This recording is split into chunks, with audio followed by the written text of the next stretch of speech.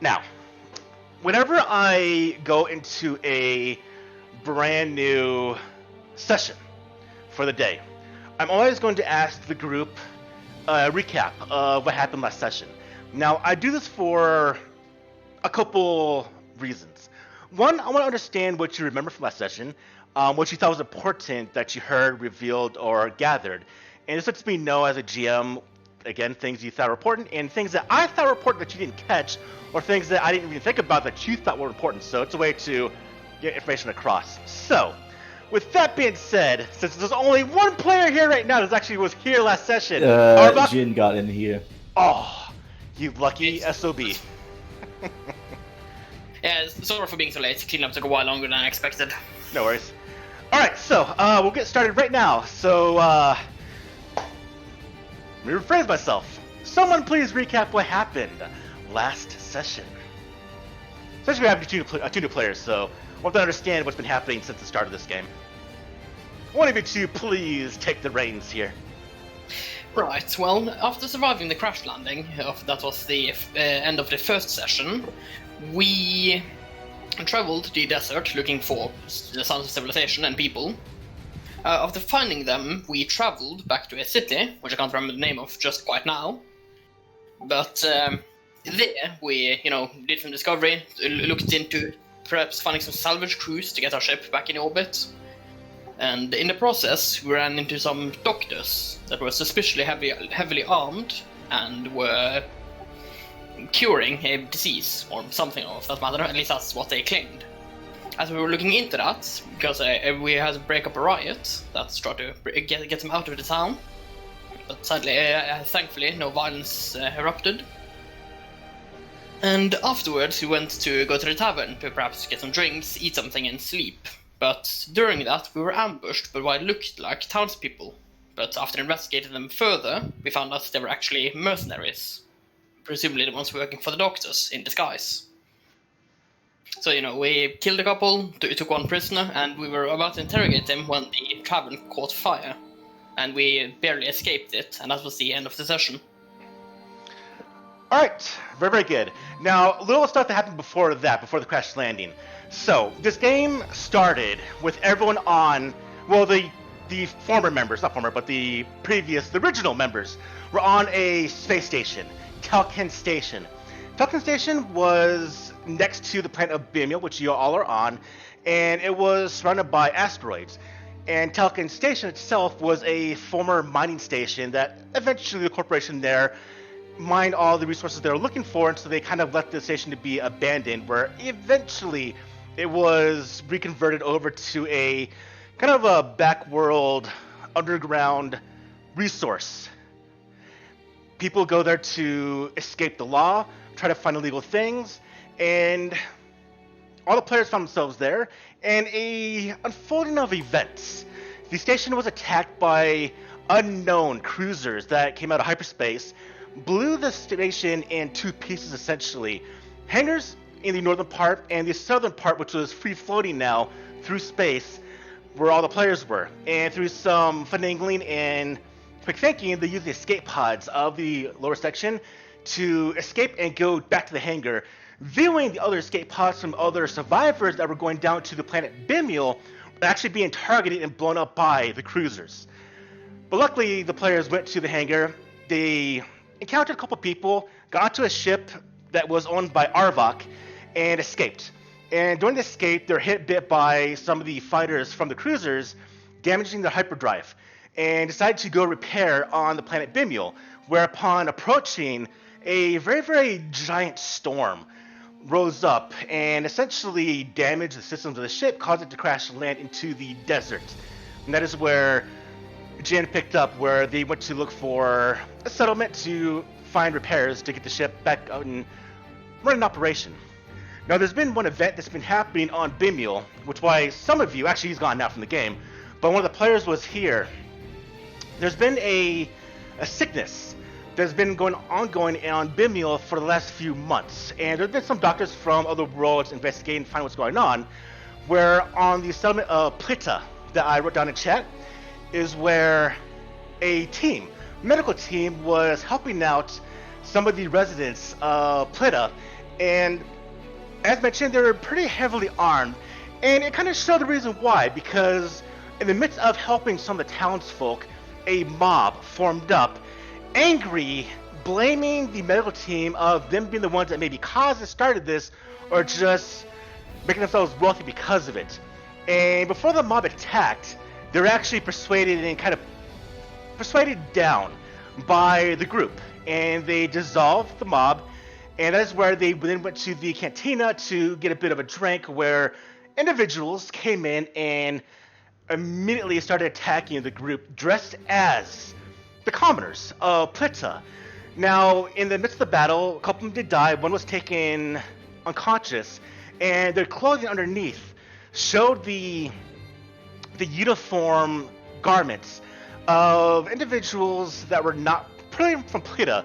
They were more of a organized military fashion, kind of resembled the garments that the doctors were using, or the guards other doctors were using. And that is where we're going to pick up today's game. So, let me go and share. I didn't share the cantina. So, the game is going to start up right now. Oh, someone say something? I just realized I have that mercenary life feature because I'm a mercenary myself. Couldn't I just identify what they were? If they were... They're not mercenaries, though. Alright. Or they're not... I would say they're not dressed as mercenaries, they're not acting as mercenaries. They're acting as guards to the doctors. Alright. Which I suppose would be suspicious in and of itself. Like, if they were mercenaries, you presumably would recognize their insignia. Since And I have a theory as well. Something. So, with that being said, I'm going to try to do some pretty quick introductions, but you find yourselves outside the now burning cantina in the middle of the town of Plita. And it is there where we need to quickly write off some players. And so what we can say is, now that you're able to kind of gather your senses and kind of calm down and survey the surrounding in a bit less of a hectic nature, you do realize that some of your party members have been injured. And that's going to be... I can't remember the names right on my character sheet, but the scholar has been hurt. He's not dead, but he is been hit by a couple blasted bolts and is in a fairly rough condition. Needs to be attended to by the local people here, which immediately does happen. People start coming by, see what's going on, and this is quickly we're going to see how right now Arvok and Jin. You two are here. Your two other companions have been wounded in the battle. They've been attended to by some of the local people on Plita. Now, you two, in your possession, have one of the people that has been captured during this attack. Unconscious, and, well, I want to see how you two want to deal with this. And so, crowds are starting to gather, as well as some local droids coming over, essentially to start the process of putting out the fire of the cantina. So, you two, what do you do?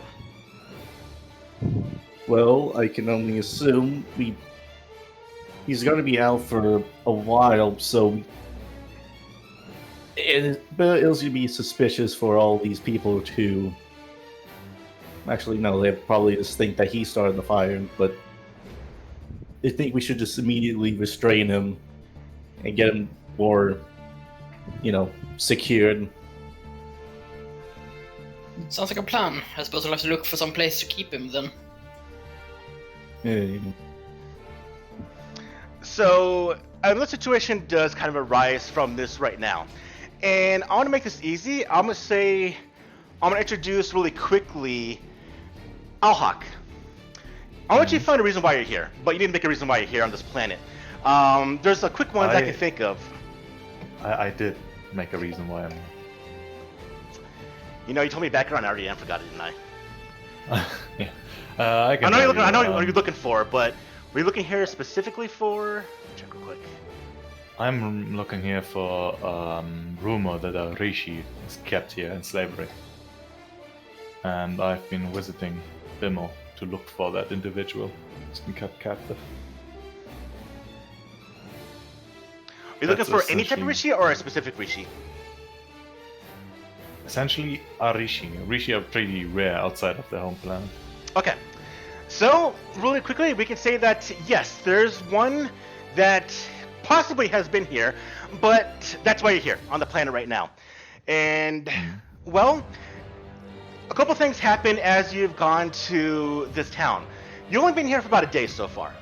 And you have been getting strange looks from a lot of the commoners around here. You had observation of the mob that did form earlier in the day. You had observation of the medical team, although you being who you are didn't really care about that. But you did start to ask around about this Rishi being on a desert temperate planet, really unnormal, and people do know of this Rishi. And so during your initial investigation, you've been going around trying to find more word.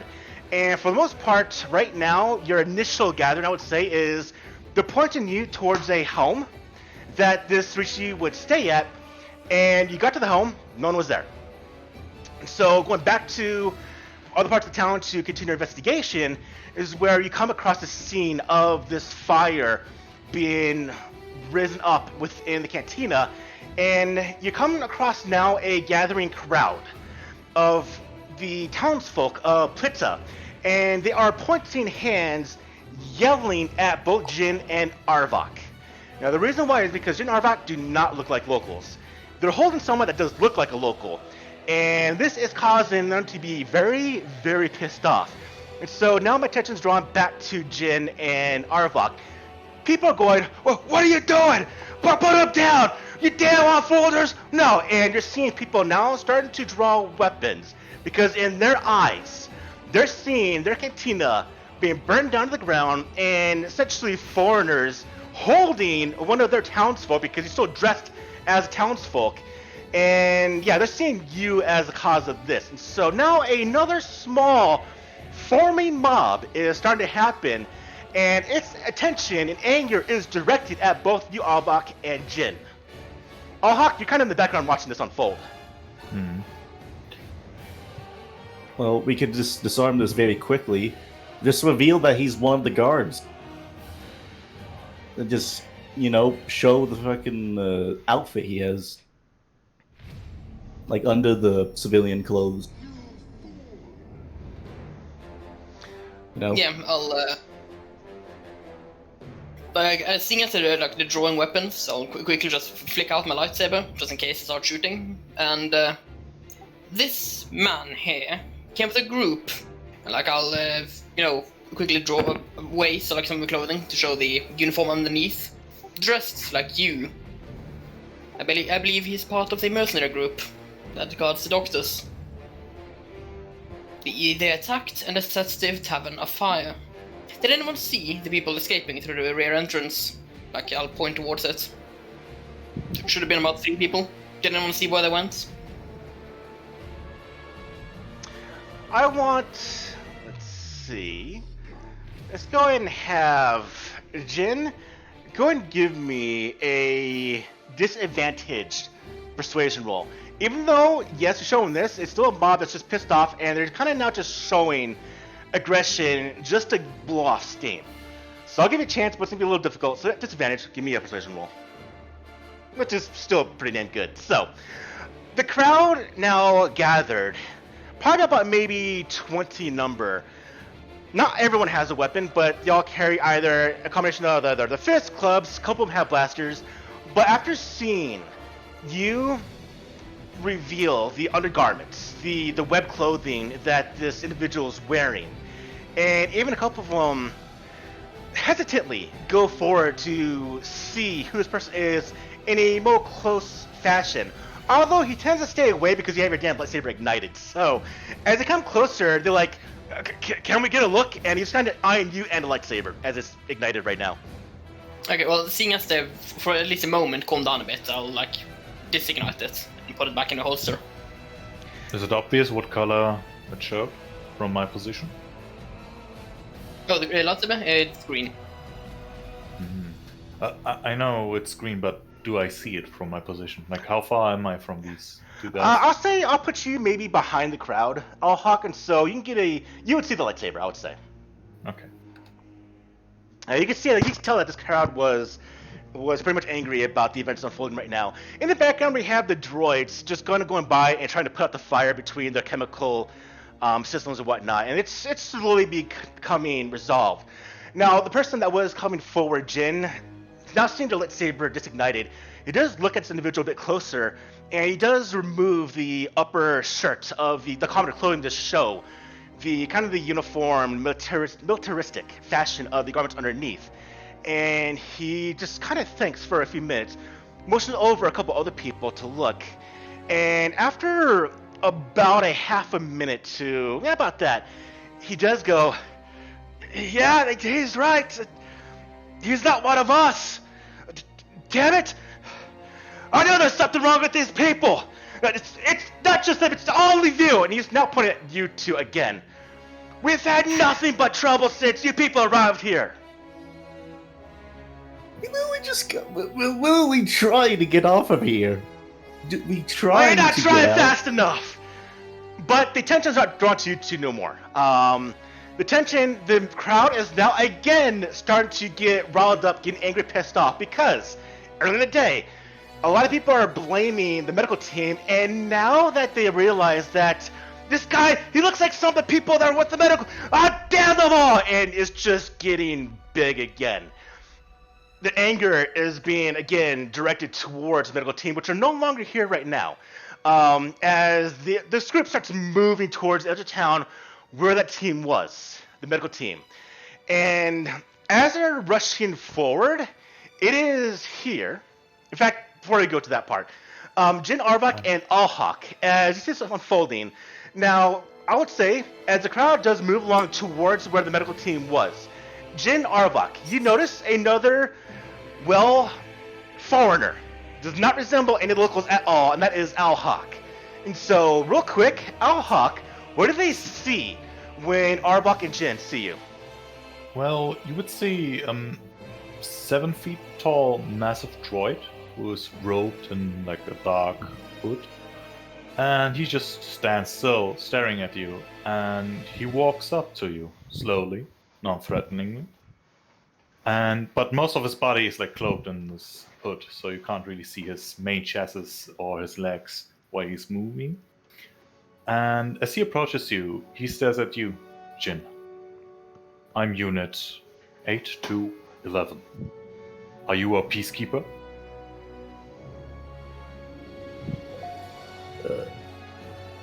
Jin? Jin, here? That depends entirely on what you mean by peacekeeper.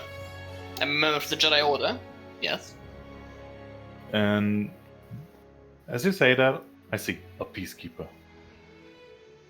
I have some questions about your stay here. Did you see a Rishi?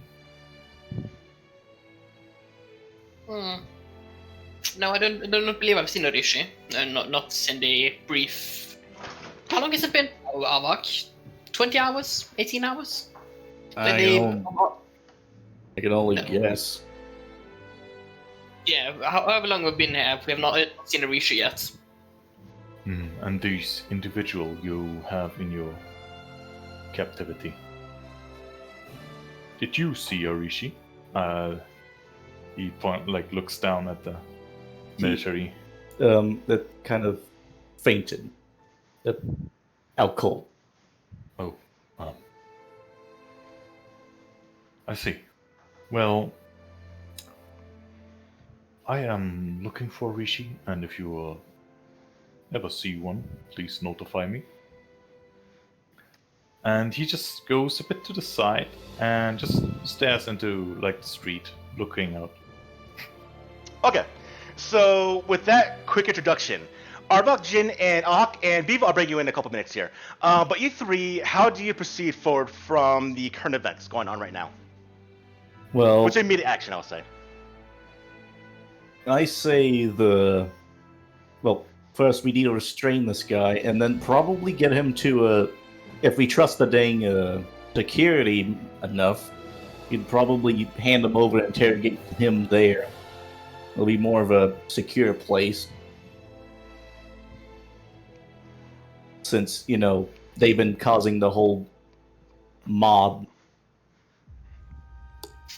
I'm honestly not sure if we can. They already have armed people amongst the townsfolk, and if we leave him, then presumably they'll just break him out again before we can get there. We might have want to stay close. At least we can ask him some questions.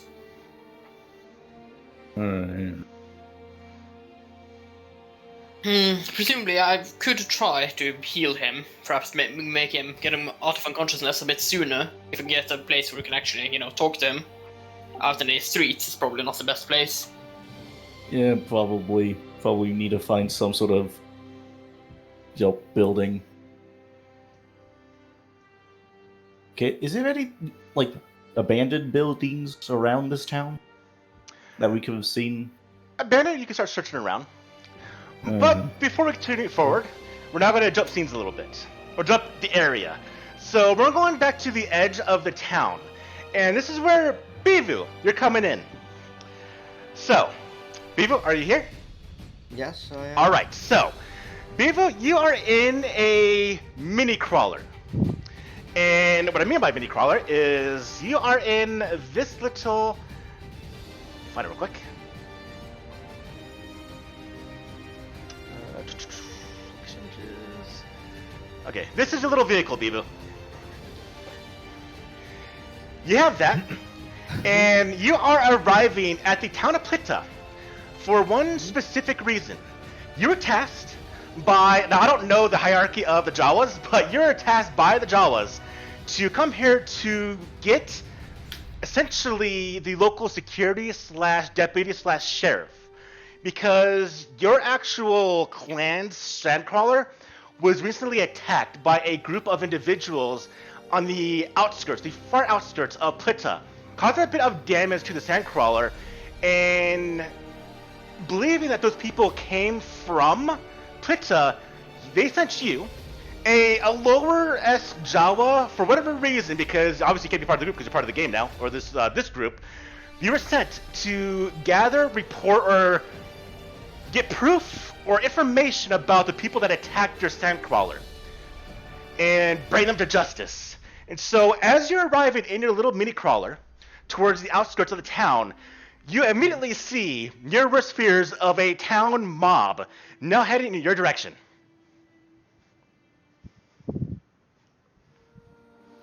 What does your character Bivu do with that revelation of seeing a bunch of angry, pissed off people, probably about 50 of them now, heading towards the edge of town? Now, they're heading towards you. You're a little bit out, but they're heading your direction, but they're more going towards a kind of like a clearing where there are a couple of tents set up. Although there's no vehicles, there's no people at this tent, but the crowd is heading towards you and that at the moment. Yes, so Bivu, seeing that there's nothing behind him and they are heading in his direction and they look very, very angry, he's gonna immediately just stop the car, like a sudden halt, and he's just gonna he's gonna huddle inside his car and You're roboting a lot. Yeah, you're roboting really bad. eye contact. I thought it was me. Hold it down. It is really bad. Yeah, right now you sound good, but you're really, really bad. Oh, okay. Momentary lags. All right. So, anyways, yeah, seeing them coming in my direction, I would be really scared, and I would try to duck down immediately, and then I just try to avoid eye contact while listening to their footsteps to make sure that they won't find me. Okay. Well, the fact that you're in this little crawler means they can see you immediately, but you're still far enough away. But you still got scared, so you essentially just duck down in the cabin of the crawler, and it kind of just chugs forward a little bit. You tell me when you want to stop, but it just kind of just go forward, and now it's like there's no driver in this thing. And so people are going, hey, what's that crawler doing? Okay, I hear what they're saying, and then stretch my tiny little feet, and then I try to stop the vehicle. Okay, so the quick chug, you lock the brakes on the mini crawler, and it comes to a stop, probably 20-30 paces away from the tents at the edge of the town, and you just hear the gathering people here, and At first, you might think that the people that attacked your crawler, these same people, they're just aggressive humans. But after a quick think and quick hearing, you do realize that the voices are going, "Damn it, those doctors aren't here! Wow, where'd they go? Ah, damn it!" And just people are kind of getting disrupted and angry. And you maybe do a bit of a peek out of the top of the crawler. But either way, you hear the dispersion as the people now no longer having a target, but being very, very angry about the events going on. The crowd does disperse with the rumblings and the promise of revenge against the people that have disrupted their town. And they continue their dislike, their massive dislike of all foreigners to Plita. Well, am I considered a foreigner? Jawa, you're considered a necessity. You sell stuff out in the wilderness to the town. And so your sandcrawler goes between the various settlements throughout the region on this planet, selling things. And occasionally stealing things. So you're kind of like an annoying necessity, I would say. Ah. So, I'm an insightful creature, but not that I am as unwelcome as these foreigners are. Yes. Alright, so, I would, try to, stop my car, like park it in the middle of the street, and then I'm just gonna hop off and try to, follow them and listen what they are talking about. Okay. It's the same thing that has been around, is that these people are angry. Angry that foreigners are coming in, angry that there has been this sickness going on. Their family, some people, their members have already died from it, but it's going around. And same thing, some people are thinking that the doctors are helping them out. Some are saying that the doctors are the ones that caused it, they're taking advantage of it. They're getting both sides. Some people that are sick want the doctors to help them. Some that are not sick don't want the help and they want to push them away. And now they have a bit of a target, because now they're very pissed off that the whole thing's getting involved with them. And so you follow the crowd as it kind of disperses more and more. And we're now going to jump scenes again back to Arvak, Jin, and Alhawk. Now, you three, where were we going? You're looking for a rundown building. So, really quickly, go ahead and give me a... I don't think a survival will be good here. Just give me a straight perception roll. Look around a little bit.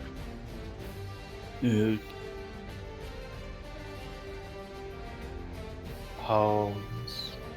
So, if you don't know how to roll... Wow. Okay. No, the thing is, I have this sandcrawler still on my screen. Oh, you can close it. Yeah. Okay, so here's how it actually might be too big for your screen. So here's how you can modify the image itself.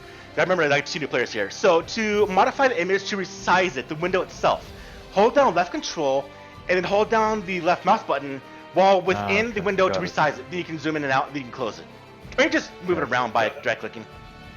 Before I help them out, I would approach Jin's character again, and Alhawk would say, "Seeing that I searched through my database, you are obviously a peacekeeper. If you don't mind, I would appreciate to join you. My chances of finding that captive Rishi are higher if we combine our strength. Just so we have a reason to go together." That sounds good. Why are you looking for this Rishi? Is it a Rishi in particular, or is it just any Rishi? It's an abducted Rishi. Rishi don't leave their homeworlds very often, and if they do, they come back usually. Doctor. Well, that's certainly something I should be looking into anyway, so yeah, I'll see if I can get this guy to answer some questions. I suppose we could help looking for this individual. You can call me Alhawk, as my unit designation is a bit too long. Oh, I'm pleased to meet you, Alhawk. I pull out my hand. I'm shake- Jin. I shake your hand. Hello, Jin. And who may you be? He points. He looks at Arvak. I am Arvar. Well, pleased to meet you.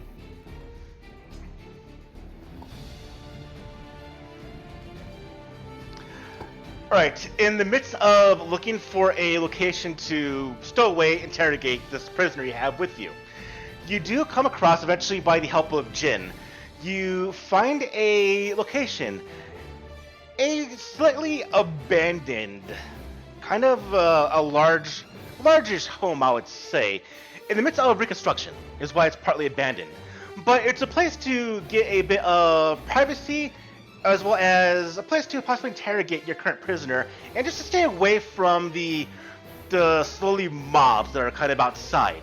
And so, in this building, what do you all do?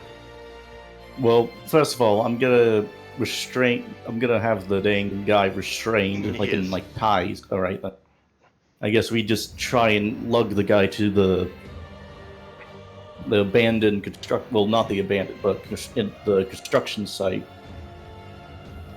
Yeah, it's fine. So you can definitely get him there, easy enough. Between the two of you, or three, if Alhawk does help, you do get this person into the this currently reconstructed home. Nice. All right.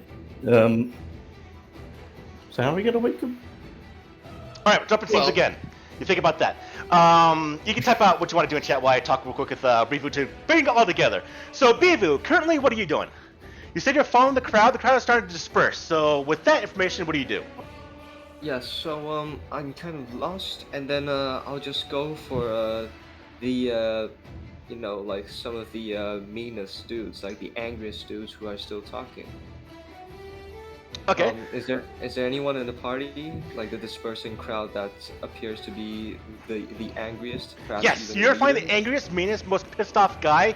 He's actually a fairly large human that is just sputtering the most vile, angry, just pissed off information that's been going on so far. What do I hear? He's going, "Ugh, these people are no good.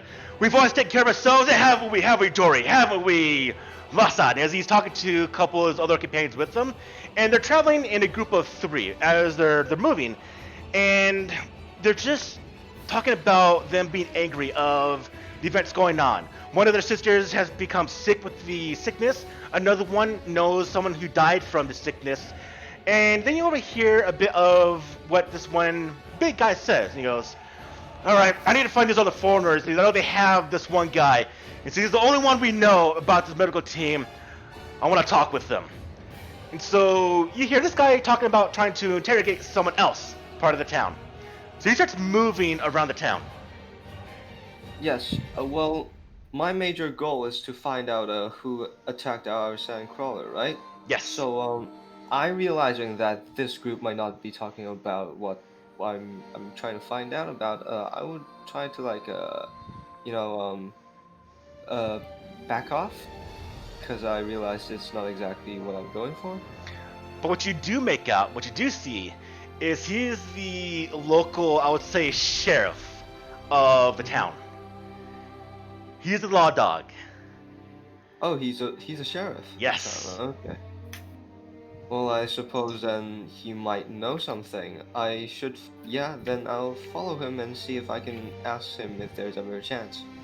Okay, so he's quick at his pace, he's walking. You're behind him, doing probably a quick, fast shuffle with your feet. And do you try to get his attention? Yes, I tried to like just do like a little yell. Okay, he looks at you, he goes, "Pfft," and looks back and starts going around town. He ignores you completely. But only for, I would say, a couple of minutes, because him looking around, he starts asking his deputies to kind of find where the foreigners that are currently within the town are. And this is where I'm going to bring you all together. Because right when you, Jin, and Arvok and Alhawk bring your prisoner into this abandoned place, being one of the few abandoned places in this town, the sheriff, being the sheriff he is, and been a little bit knowledgeable of the events going on, probably goes to a location where you can interrogate someone, and knowing that you have a prisoner, as you bring in your prisoner and set him down on the ground and whatnot, and thinking about how to wake him up, the door pretty much barges open, and you see this very, very pissed off big human come walking in with a jaw behind him. And he goes, "Ah, I knew you'd be here. No, this prisoner, I will interrogate him." You two have no business here besides you being shot up by these damn people. That's pretty much a good business that we have. And who might you be? Me? My name is Rando. I'm the one that's in charge of the security of Plita. I want to make damn sure that our town stays safe from these people. These sickmongers are bringing the sickness. I don't know who you are. I know you're a part of this group here. Don't know why they attacked you. But this man, I want to interrogate. You seem very unclassed. Oh boy. You seem very unclassified for this to do. Alright, let's see. So his name is Rando. Rando, the human. Well, presumably, then this is just a guess of mine, but the reason they attacked us is because he is with the group that attacked Telkin Station, and they're silencing the witnesses. This is just a guess, of course, but I'd really like to ask him some more questions about that, because hundreds of people died there. Now, of course, this is your town, and you are, of course, a sheriff. You have a right to question him. We actually did not know that the town had a sheriff. If it known, we would have brought him to you promptly. We just asked that we could be allowed to, well, listen in to his information. After all, they've already tried to kill us once, and I'd rather not them do it again. Then why do they try attacking you for? Yeah, we do not know. That's what we want to know. I What'd you only say? assume to take care of witnesses. Because their group is what blew up Tulkin Station? We only assume because they fled the town immediately after we told them about Telkin Station blowing up. Well, in my opinion, they did the system a favor. I know of Tulkin Station. Bunch of scoundrels, scum. They blew this thing up. Probably did us a favor. Don't need your kind coming here. No. Go ahead and great. give me persuasion roll there, Jin. Okay, I was wondering, did I have to make deception rolls about me saying it would bring him to them promptly? Okay, no. Okay. I No, was the this- one that suggested that. What the? Oh, my apologies. You go ahead and roll then there, Alhak. Well, and before that he came in, I Or Alhak. suggested about the thing, but okay. We can do a few percentage rolls. I'm not worried about it. Just how this progresses. I just dropped a damn thing on my toe. Ugh. What should I roll? Persuasion. Did you see anything, Alhak? I told him that he's unqualified for his job. Oh, in that case, don't roll at all. So yeah, he immediately goes, "No, this is my town. You best just leave here. I'm taking this prisoner with me." And he moves forward to take the prisoner. Still need our information out of him. Well, Now- Bibu, sensing that a battle is brewing, quickly ducks out of the doorway and just keeps peeking. Okay, so I'll be watching this Jawa ducks out the door real quick. Before he just reaches the prisoner, I just put myself between them. It's I would recommend not doing that. We You can still have the need our prisoner information. afterwards, after we interrogated this human unit for information. Is that fine? You will have him in the end. No. You don't belong here. I don't know you. For I know you can be in league with this guy, or you might kill him before I have a chance to investigate what's going on. So I will be the one talking to him. If you Very want, good. since you were under attack by this guy and you did apprehend him, you're free to come with me to our place, and you can be part of the interrogation if you want. But he goes with me now. I mean, That sounds like a positive compromise. Yeah, that's more than fair. We'd be delighted All to do right. so. Yeah, I step to the side, let him go, let him go through. All right. Yeah, I'll do the same. And he grabs the guy who's still unconscious and just swings him over his shoulder, and he just kind of casually walks out the place, and doesn't really wait for you to follow him. But what do you three do? I guess we have to follow him to the jailhouse. All right. So as you three come out of the this building, next to the door you see a very very small Jawa. Now, I would say for you, Beavu, what do you look like? But don't all Jawas look the same. So you two, how do you want to say, Beavu? What do you look like? What do they see when Arva, Jin, and Alhak leave this building? They see this single lone Jawa. What are they looking at? Well, they're looking at a small childlike figure wearing the traditional hooded robes of the Jawa, and basically just avoiding eye contact the whole time, and then just having two index fingers tapping each other, like doing that kind of little pointy thing. Seeing that. Oh, sorry. No, continue. No, you continue. No, that's basically all I'm wearing. That's all. Oh, and you can see a little high-tech wrist pad on his right wrist.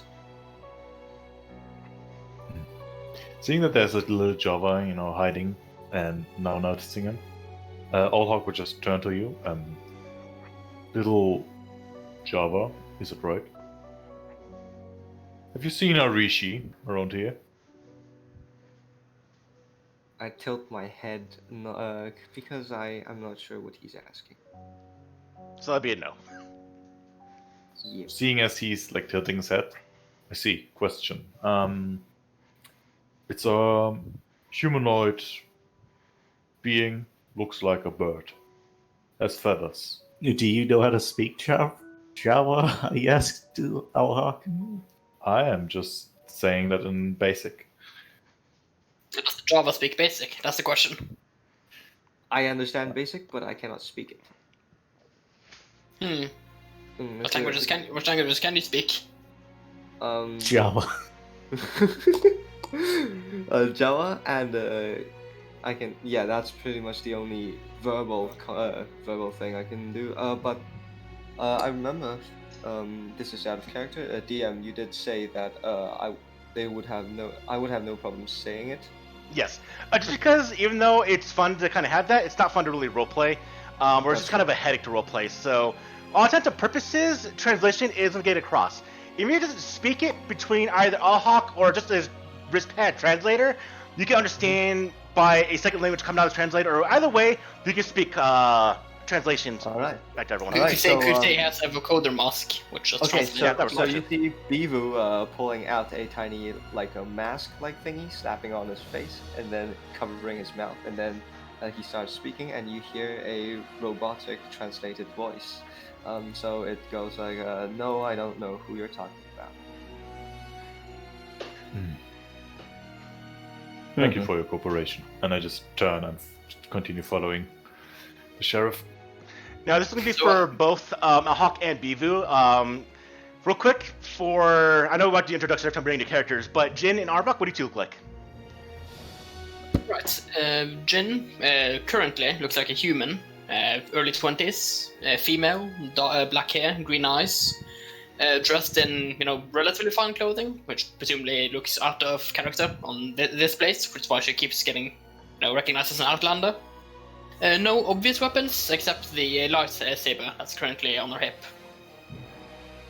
Urvark is a tall 7-foot Trandoshan, a bit hunched. Has a weird, more uncommon has more Ashred scales than normal Trandoshans usually have. Within worn battle gear, with the blaster clearly visible on his back.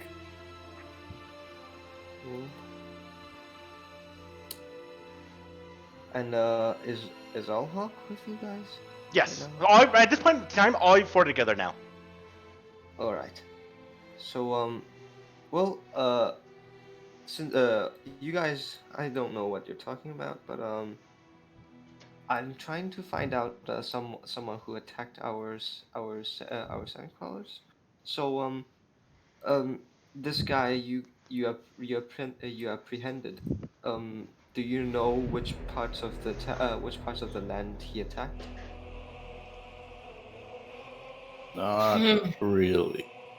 No, but these people have been aggressive before. It could very well be related. Can I follow you guys? Because I want to ask him a few questions too. Please. Yeah, I mean, sure, why not? idea. Thank you. And then you see me doing like a little hop, and then I'm just gonna follow them.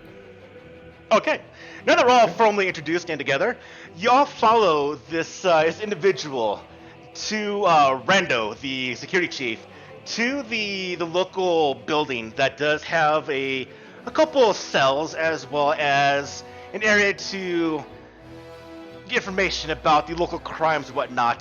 Plitta, and relatively small. Plitta, for the most part, is a relatively peaceful town.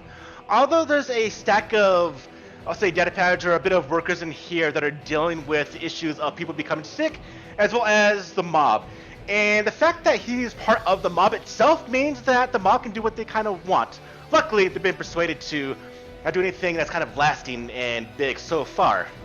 But Rando does take this unconscious human, and he gets to the first cell, and just kind of dumps his body pretty heavily, not really caring that the back of his head smacks the ground with a bit of a clunk. And he grabs a stool and puts it down on the ground next to him, sits on it, and then he snaps his fingers as a small medical droid comes wheeling into the room, and he leaves enough space for all of you to come inside also. And this droid comes by and has a bit of a tray in front of it, and you see Rando takes a medical injection device, kind of like you use for a Bacta spray, and he does go to this individual and presses the spray against the guy's neck, hits the injection, and then sits back down, arms crossed, and waits, tapping his foot for a couple seconds, and you roughly see this guy start to awaken. And then he fully comes to as he gets a look of surprise, anger, and not really fear in his eyes. Oh, he is bound, he is tied, so he can't really move anywhere. And he looks up at the five of you. Doesn't say a word out of his mouth. And he just kind of stares at the security guys and all four of you that are behind him.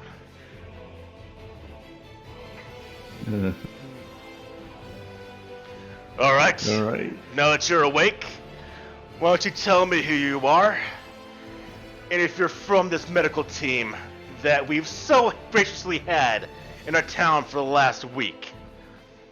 And the guy, again, just looks at the five of you, and he finally just kind of goes,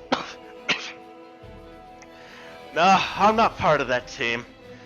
I was just there trying to get something back against this fool here. And he points at the Trandoshan. Or he points at, not Trandoshan, he points at you, Arbok. What? You're trying to get what from me, huh? I know you're kind. I was there when your damn people came and took and damn it, and killed my sister. And so any Trandoshan is a good Trandoshan. I was there just to murder you and your kind. All your friends were just with you. Yeah, while he's talking, I would look for any biosigns if he's lying, like a faster heartbeat, him sweating. Give me an insight check. Oh boy. He is telling the truth very, very well. Although, Jen, you can kind of get an idea that he's maybe not so truthful. This might be a very, very quick lie to put away the blame or what he actually was there for. He's lying. So you've got a whole strike squad in a bar just to kill one person. No, he You is see, actually lying. Trandoshans, these could take a lot of blasters. I wanted to make sure I get the job done. And we didn't. In your best interest to lie, good sir. Now, I'm not going to imply torture here because I don't do that shit. But frankly, if you don't stop replying honestly, then I'm going to make you do so. All right, Hawk. I think. What do you want to say, Hawk? I think you're talking there for a little bit. I didn't talk. All right, then no, No, Arbok. One of us talking. Who was talking? I wasn't talking. Okay, well in that case, while this is going on, Alhawk and Bivu, what are you two doing with this kind of back and forth going on now? I'm poking at my wrist pad, trying to bring up a map of my home where our Sandcrawlers were attacked, and then later on I'm just gonna jump in and try to just shove this map in his face and try to see if he recognizes the place. Alright, as it brings up, I don't need any roll done, but I want to say Jin, Arbok, and Alhawk, either one of you, all of you, you can decide how the roll needs to be done. But you realize that the image brought up between the Sandcrawler that Bivu was coming from, that was attacked, its path to here was from the northwest, which coincides with the location of your crash in the desert. Wait. I'll have to talk with Bivu later. Yes, exactly. After Bevo is done asking his question, Olhak noticed that Jin said that the person is lying. Yes. He just takes his robe, like reveals his chassis and like the tag axe underneath, and he just walks up to him. Rando stops you. He Yeah. raises arm and goes, "You're not touching him." I will not touch this human. He will kneel down next to him and will look straight into his eyes with his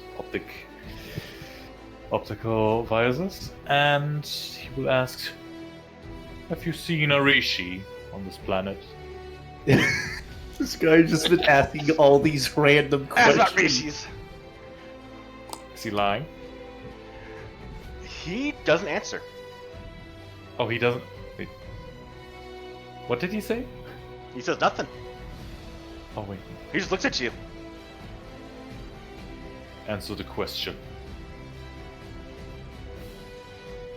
He just again looks. He doesn't say anything. He just looks again at Arvok and just goes, "Once I get out of here, I'll make sure the second time is done right."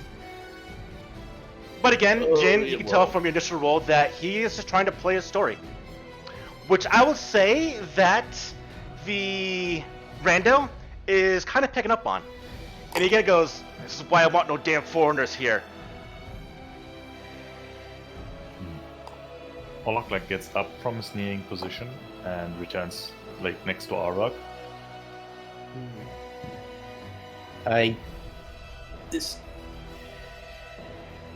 I'm still trying to wrap my head around. You called a whole strike squad of seemingly military professionals kill me? You possibly couldn't have gotten the money to just take out one Trandoshan. Do not blame him too much. He's a horrible liar. He clearly needs more training. And this is the best he can come up with on short notice. I give you an A for effort, but sadly the rest of it needs work. Immediately, the lights in the building go out Wait, do I? Alright. with a bit of a loud pop coming from outside. Alright. Yes. Your friends are here.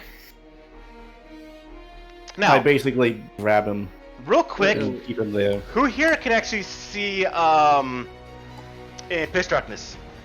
I can't, but I light my lightsaber. I do, Arvok. I also have dark vision, but I would prefer to use my light cantrip to provide a reliable light source. Alright, and Hawk, Actually- I imagine your droid would be able to. I want to say. Yeah. I don't know. Let's look it up afterwards. Okay, so either way, the lights immediately go out by this kind of popping noise coming from outside. And even those of you that can't see, can still tell that this guy's still banned up. He ain't going nowhere. Make sure he is going to be here. But with you either activating the saber, activating the light source from your tech casting, illumination does come back into the room. Rando is going, "What the hell is this now?" As he does get up, and he's just going, "Hey, Dolly! Dolly! What's going on with that generator outside? And nothing is said back. Oh, we're under attack. Yeah, I would, seeing as Jen said, I would just take out glow rod, break it, and keep it on my shield arm, like on my shield hand. I'm going to. I'm going to say you guys stay here. I'll go assess the situation outside, and I'll begin to head out. Are you sure you want to go alone? Should I go accompany you? Again, Cut off there at the beginning. What did he say? yeah, you can. You can. Then, yeah, you just see Olo pulling out this massive, round shield and this tech axe. It's like he's ready. All And right. he follows you. So you two are Alright. rushing outside? Yeah, but we're heading outside to see what's going on. Okay. So you're correct. Alhawk is head outside, and Arbok, you're head outside also? Yes. Yeah. Okay.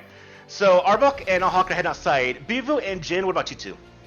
I'm staying inside with the prisoner. Okay. And Bivu? I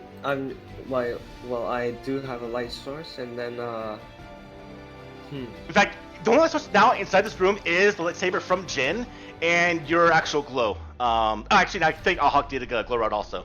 So, but those are going outside. So inside the room right now is just the lightsaber and your light. Seeing that when calling that I was going outside, I would just leave the glow rod there because it's more useful there instead of outside. all right. Okay, so I'll grab that glow stick and turn my lightsaber off. Don't accidentally attack someone.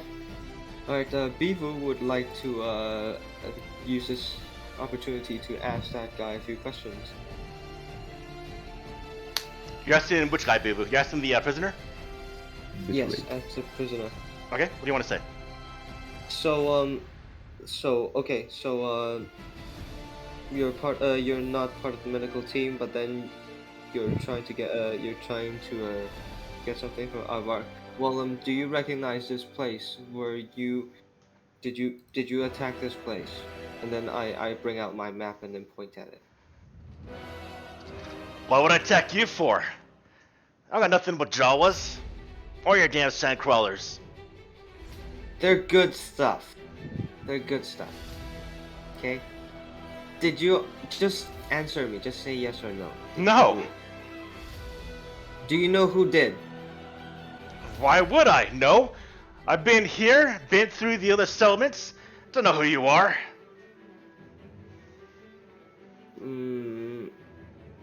Alright, thank you. And then I scurry out of the room. At this point in time, it is just you, Bivu, and Jin in this room. Rando is outside in the main area of this building trying to figure out what's going on. Now, Arvok and Alhawk, do you step into the main room or do you go actually outside? We're passing the main room. I guess we're passing the main room to take a look outside. Okay, so as you pass the main room, it is here you see part of the wall is broken down. As in a vehicle has actually crashed into the side of the building, which is what probably blew the generator that was powering this place.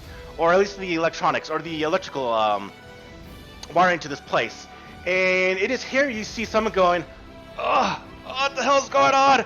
I don't lose control of this thing." And you see someone who is essentially recovering from a crash.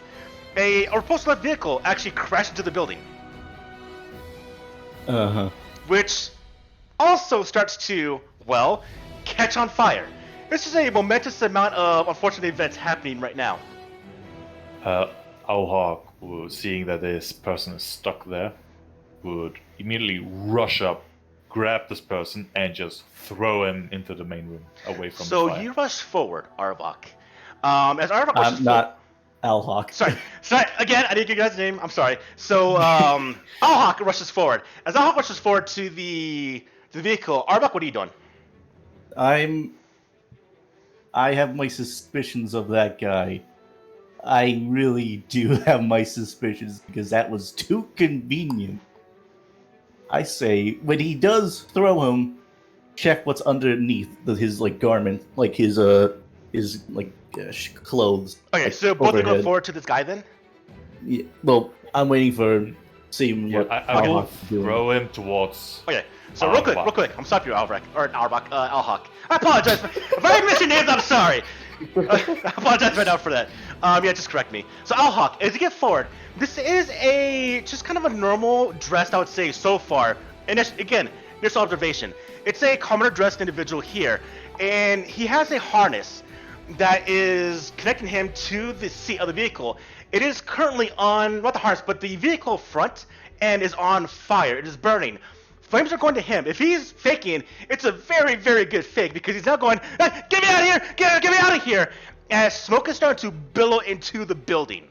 And is now kind of turned into a bit of a hectic, chaotic situation, as there's kind of screaming from this guy, as the flames are starting to lick and get very, very close to his body.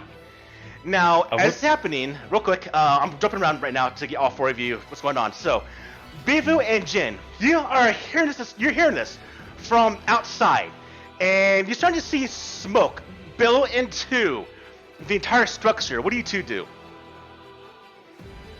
Okay. Sorry. You go ahead. You go ahead. Okay, the prisoner, like the room he is in, is it flammable? Like, what's the material made of?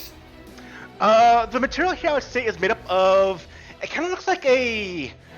I don't want to say mud, but if I were to put it into words, kind of like the buildings from Mos Eisley. Okay. So sandstone style. Yeah, kind of like sandstone. But the smoke is what's getting it. And, well, I need both Jin and Bivu right now to go ahead and give me Constitution saving throws. Ooh.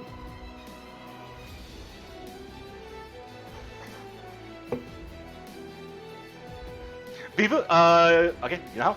Alright, so, Jin, you actually start to inhale some of this. Now, you take some damage from this, as there is, well, the smoke inhalation is kind of bothering you a bit. And so, we'll go ahead and actually play everyone in the party sheet real quick. Let's go and do Alhawk and Bivu. Common tracker. Bivu, Alhawk, Arbok, and Jin. Alright, so Jin, you're taking right now. You take 2 damage, Jin, as you're starting to cough up a little bit. Bivu, you're kind of safe for the time being. And your prisoner, he's starting to go, what the hell's going on? Get me out of here! Get me out of here! And he's starting to panic himself. So Jin and Bivu, what do you two do? Alright, I hear Is he- someone, I hear the prisoner inside. He's still locked in, right? Yeah, so all you're in the So, same cell together, essentially. The door's open, but you're in the same cell. The entire building's filled up with smoke. Alright, so I'm just gonna tell him to stay calm, and then I'm gonna try to go ahead and ask Rando to get the prisoner out of here to safety. Renault's actually in the main room, actually where Arbok and Alhawk is. So it's just you two in this room together with this prisoner. Oh, alright. I'll just take out my blaster and just shoot the rail off the table. So then the chains on his cuffs still remain intact, but then he's free to go. All right, Jin, as you're watching Bivu pull his blaster to butt the chains, what do you do, Jin? I'll just turn to the prisoner. If you run, we will stop you with potentially lethal instruments. Get out of but move. And I'll basically grab him and try to drag him with me out. Okay. All right. Jump back scenes down to Alhawk and Arbok. Alhawk, you get to the restraints, or you get next to restraints. Now, to get next to this guy, he's starting to scream because he's being burned alive. With the smoke, I need both of you to give me Constitution saving throws, please. I don't breathe. Arbok, give me Constitution saving throws, please. Uh-huh. All right, Arbok, you also take a bit of damage. All right, Arbok, and yeah, you're actually coughing up pretty bad, Arbok. And the thing is, and I'm gonna say for you, Alhawk, since you're actually not a droid, and you can probably pick this up. Maybe, I'm not sure if you can or not, but you know what? Can a droid pick up the contents of the surrounding air? This is a little question. I'm actually not sure. I want to say I can no. see from my optical visors that there's smoke. You see smoke, Okay. but I'm gonna go with no on it. She was gonna say. Either way, Alhawk, what do you want to do? Well, You need to go into the flames essentially. With the way it's kind of built right now, with the vehicle half into the building, the front that's inside the building is on fire. So I want to know what you want to do. well, You and Arbok want to do. I just want to cut out this guy out of his seat and just throw him outside now. Because seeing he's really an innocent bystander and not some agent. I basically am just yelling at everyone to just get outside while heading out myself. Because Okay. I'm already nearly, in the red. Yeah. Okay, so you're seeing the smart amount of staff in here are leaving outside. Brando does leave also, leaving essentially you 4 or 5 in this case with the prisoner inside the building and the actual guy in this vehicle, so 6 total, I would say. Now, as you also maybe leave Arbok, Alhawk, we need to go to this vehicle to try to get to this guy. You go to the harness to unbuckle it, and it's stuck. No, I'm not unbuckle it. I'm gonna cut it with the tech axe. Saves time. I don't think you'd be able to cut a harness with an axe. Just a Perhaps, blade. perhaps it's like chopping, like the side of the seat Yeah. that it's attached to. So, like it's not chopping on the person, but it's just chopping him out of the seat. Well, the harness is attached to his body, kind of like a racing harness, essentially. And the way I'm picturing right now is the harness goes around his shoulders, around his, it's kind of like a speedy type of speeder. And that's why it kind of had the speed when it hit this place. And so I'm actually going to say that a axe, I'll let you roll, but it's not going to be a roll it's going to damage him, the way the harness is built. You can try to rip out the seat, but the way Al's crashing the building, it's half in. I'm just going to say the axe can't be used in the fashion you want to right now, which is you can't cut him out using the axe, I would say. Okay. How sturdy does the seat look after the accident? Like, does it look like it's still, like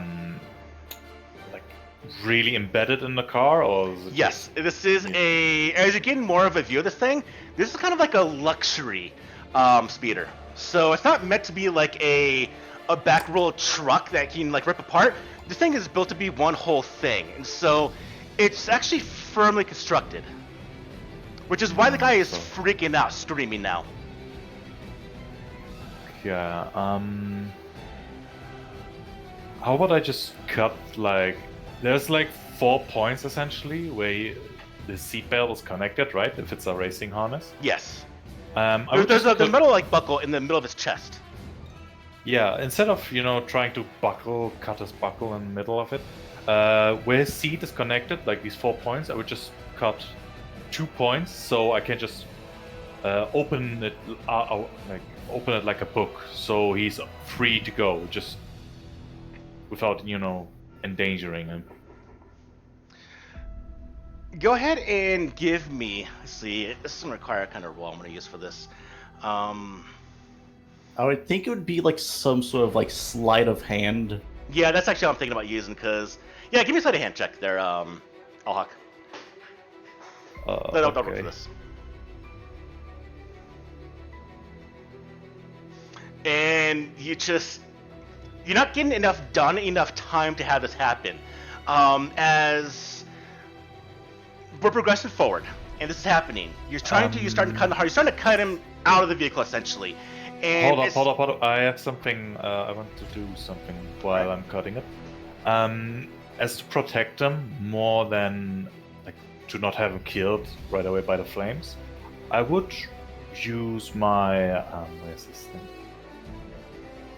Absorb energy. So I would like open up one of my ducts to just suck in the flames, essentially to put them away from him, to give me more time. Is that possible to do that?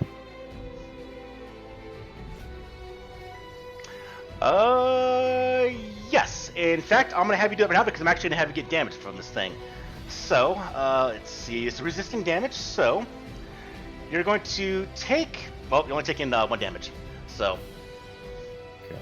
so you take 1 damage total. The guy is also taking damage. You're progressing forward.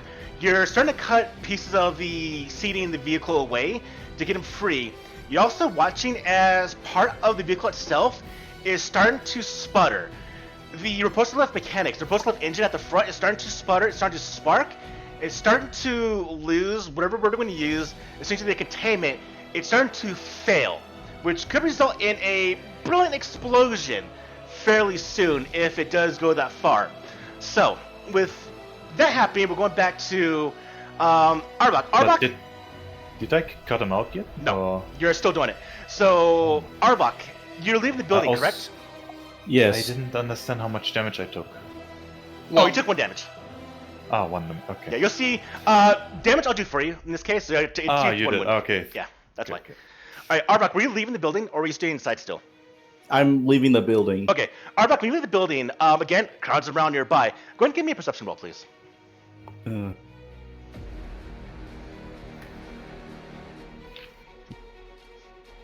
Why are we bad? Just bad rolls, The bad die- rolls. The dice hates us. Mm. All right. Arbok, unfortunately, not be able to see anything besides the people that's happening out here. Bivu and Jin, you're carrying this guy. Building is still getting much more filled with the smoke. And you both have to give me again Constitution saving throws.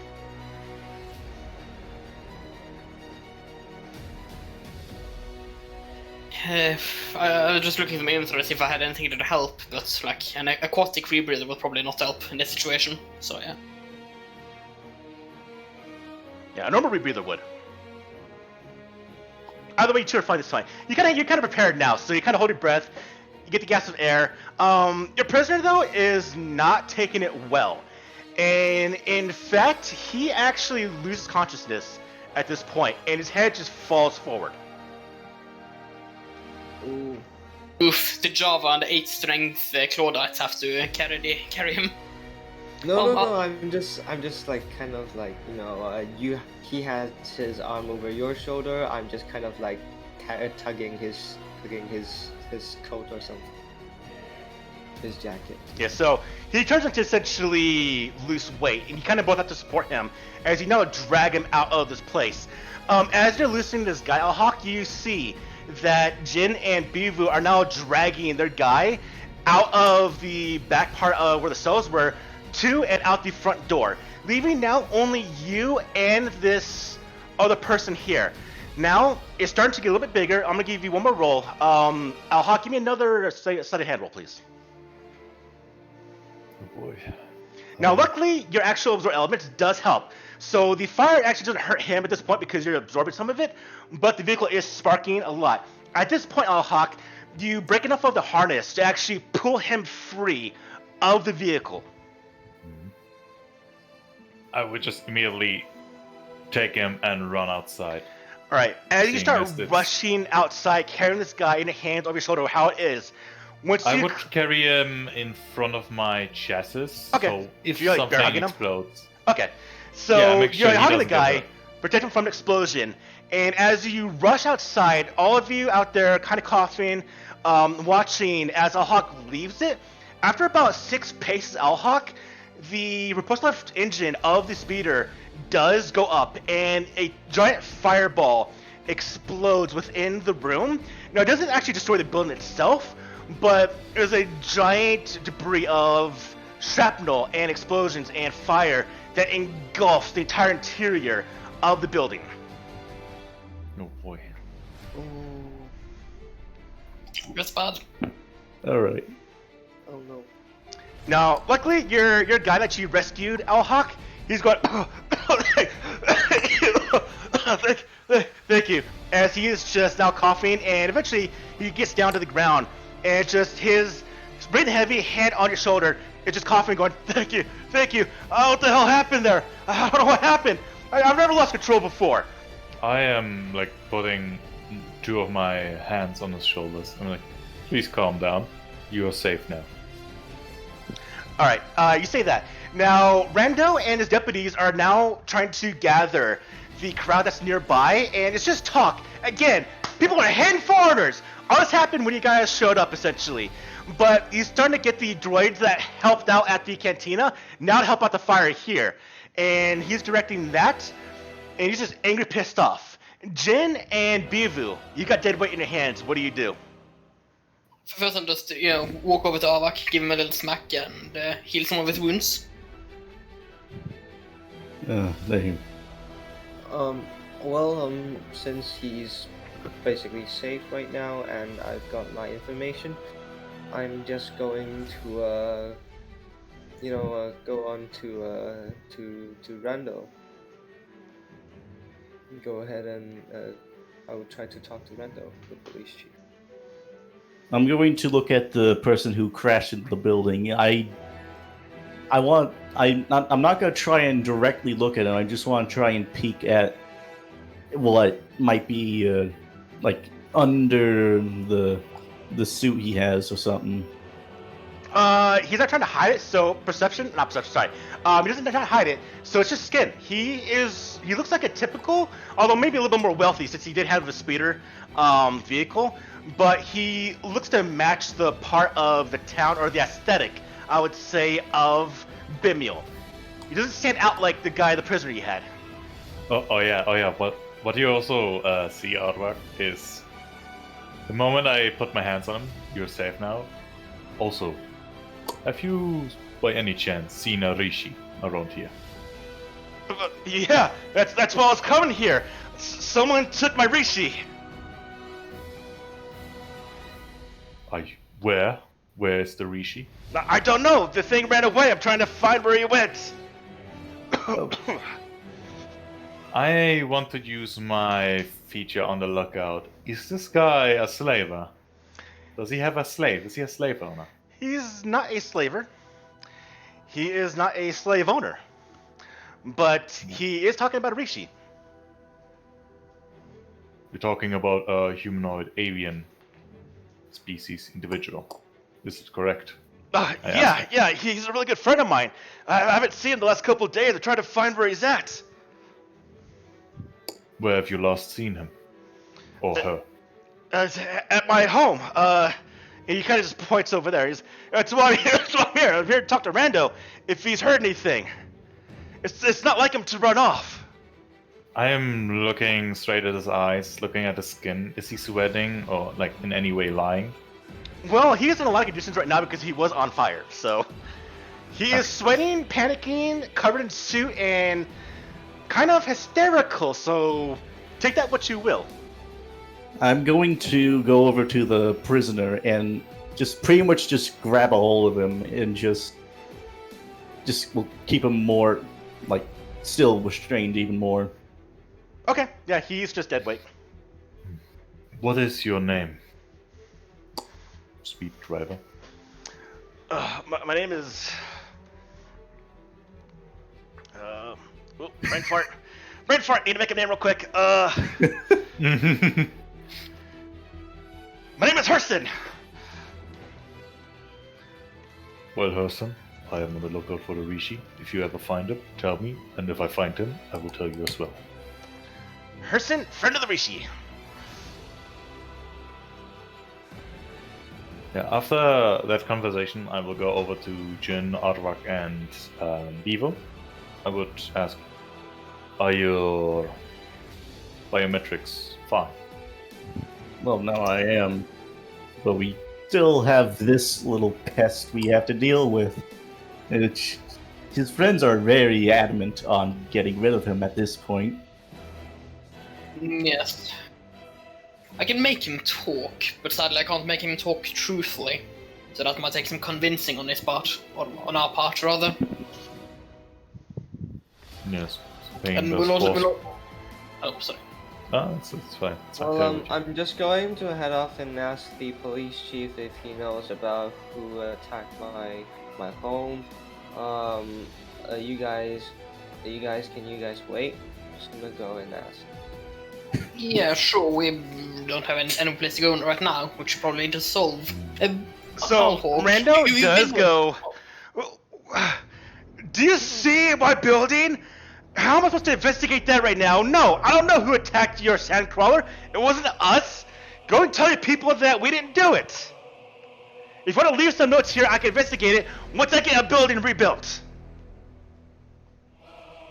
Oh boy. You're so I mean. look at the building.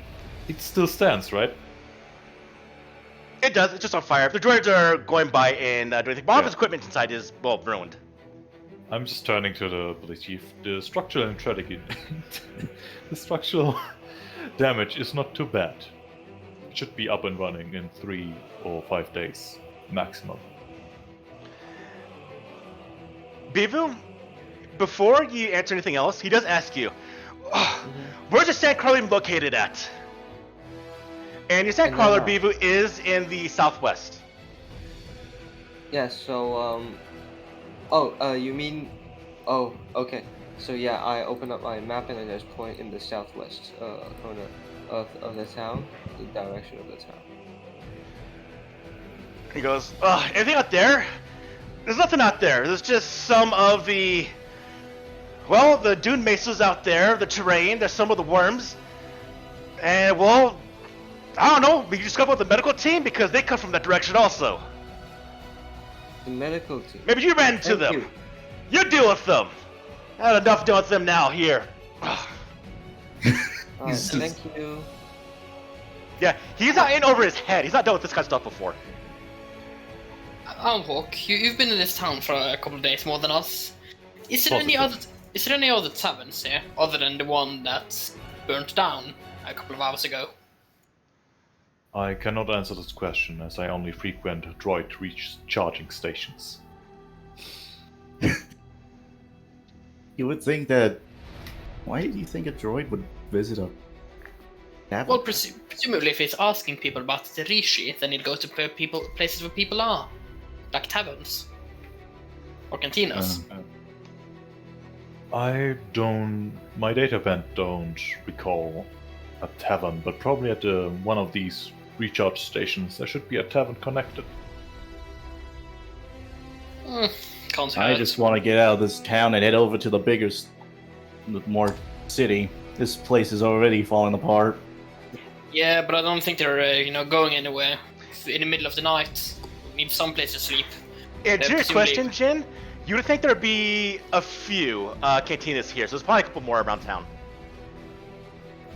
Beaver, by the way, you said your place was attacked. Was it in the northwest? You said, or Southwest. southwest? That's where our ship crashed. There you go. We're not sure why. Our sandcrawlers? No, I'm not sure why we crashed, but we could have been shot down. Like if you were also attacked in that area, then certainly this perhaps worth investigating. I narrow my eyes and I try to see if he's lying. Roll deception so you can check if instant beats it. So don't boy. roll, Bivu. Here's what I want you to do, and I'm gonna tell you yes or no. I want you to. Do you see at the bottom right of the screen? Make sure it's actually activated first. Where's that? You all see the dice tower at the bottom right of the screen? Yes. So I'm gonna start using that for certain rolls. That's for hidden rolls that you're not gonna know what it actually means. So Bivu, if you want to see if Jin is lying, here's what you're gonna do. You are going to take your perception roll, and instead of double clicking to roll it, you're going to pick it up and drop it in that dice tower. Okay, so perception. Should I do the same with the deception, or? Yeah, we'll do both. Okay, I'm rolling it. Yep, I see it. Alright, now, Jin, what answer do you want to give out? That I'm obviously telling the truth. And to you, Bivu, well, he's telling the truth. Or she, I should say, is telling the truth. Okay then. Alright, so I stopped narrowing my eyes and then it's like, okay, let's go find that guy. Hey, well, first of all, wait, is the guy dead? Or he just fainted? Yeah, think when that- y'all direct your attention towards a prisoner, he's not breathing. Oh God! I move over to him and lay him on the ground. Like I tell both, like who's holding him. And I'm Oh, like looking around. Is there anyone who knows first aid? Me. Tell me excellent. what to do. I will do it more efficiently. Let's try to at least get a check for his vitals and get him, like, stabilize him. Hmm. Make sure he won't suffocate. Give me a healing roll. How do I roll that? Like, medicine? Healing skill on your skills tab. Yeah. Skill- Or you might have some as spells that's like Cultopack. Oh, sorry, or something. medicine, I think should say. it's Sorry. one. Is it supposed to be in my skills? I only see It, medicine. it's medicine. Sorry. Yeah, I was thinking about. Oh, I was okay. thinking about a different Would- system. Would it so. be at advantage? Yeah, because I'm helping out.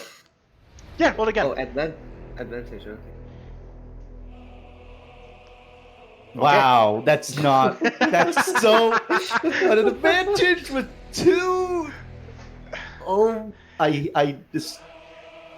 It's just been this game. Just been this game. This Well, game, we still man, have, like- everything's against you right now. Does he still have life signs in his body? Oh no, he's flatlined. Oh. Well, they shit. got what they wanted. Desperate measures are needed. And with that, I'm like, you see from my elbow, like coming out this one needle, and I'm just pushing it into his arm, and I'm using one Cultopack on him. What's the Cultopack do? Kills him. Okay. Yeah, he does not come back to life.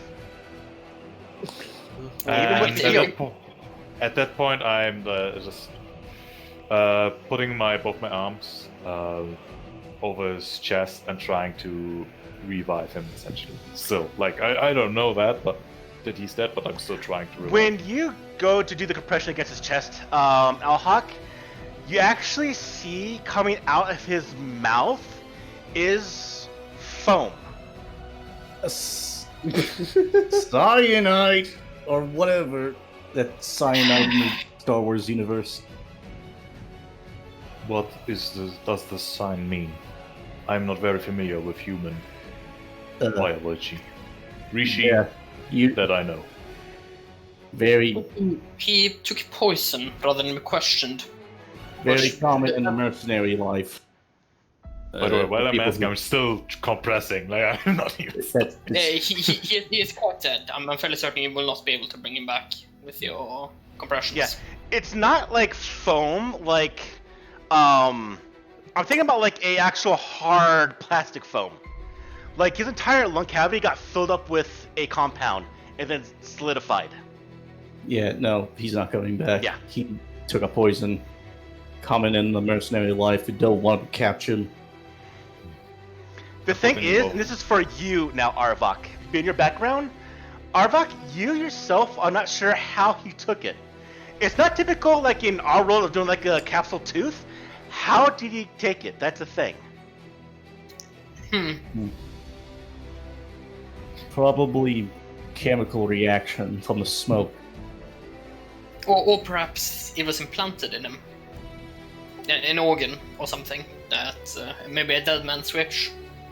As he says that, I'm looking for any like wounds on his body that indicate puncture of his skin. Quick search shows nothing. No, he just seems to be. You wouldn't think that he would have died from, well, any type of injury that would be external. I'm opening up his mouth and looking inside. Yeah, it's a solidified compound, and going down his throat. In his Yeah. his lungs, essentially his lungs filled up with this stuff. My only guess I'm is that fishing out this stuff I enough think so I you're- can see his teeth. Is one of the teeth missing? No, teeth are fine.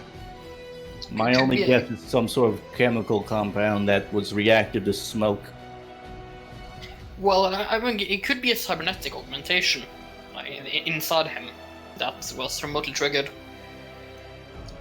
Well, that must have been a very, very old wound, then, if it's not on his body. Yeah, there's no obvious signs of cybernetics on him either. Yeah. Is it? Can you open your mouth and see if there's any of this in your mouth? No. Because I'm still alive. No, probably because there's enough to kill him, then there's not enough to kill you. Why are you suggesting this? Because you were the only ones who were breathing in the smoke? I feel as though we were all Because breathing in the I smoke. haven't taken any sort of suicide pill. That could be true. Honestly, it's been quite a long day. Perhaps we should just go to a tavern and try to get some sleep. And hopefully this one won't catch fire as well. Jesus Christ. We still need to Okay, get back by ship and get the diagnostics. Yeah, exactly. But can I we try can't. to- We're not going to be able to do that in the middle of the night. So I guess Like- we try and find another tavern that probably won't get us killed. Yeah. Hopefully that one won't be attacked as well. So, Wait, can I try to identify the compound? you can take samples of it. Alright, I'll take a bit of sample of it. Okay. Okay, you have samples of the compound from his mouth. In fact, I'm gonna put this in. I want you to take this. Actually, I'm gonna make an inventory, Bevo. Oh, it's lagging Or- hard for me. Make a note. Make a note somewhere, Bevo, of you having the compound. Now, in the course of the discussion, you do find a place to stay during the night, if you so wish. Now, the question I have for all four of you, before we continue forward to the next day, is there anything you want to do during this night, the sightseeing? I've been in like a plane crash, traveled to the desert for a couple hours, been in several fights to the death. Like I've been, at this point I'm collapsing on the There's bed. been a lot of things happening since you arrived on Bimiel. Been kind of Yeah, ridiculous. Exactly, so for now the plan is sleep. Or my plan at least. Yeah, most likely. Before I go into my maintenance mode, I will ask some R units and some other droids if they've seen any suspicious activity around here. You're asking the This local happened. nearby droids? I guess that's a yes. I would ask them in binary, so it's more droid on droid communication. Roll me a Don't know what- d20. Roll me a d20 at the dice tower. Just straight. You just back. drag the dice to it, yeah. Just like that. Droids said that nothing has been happening that was unusual around their routes or where they were this day.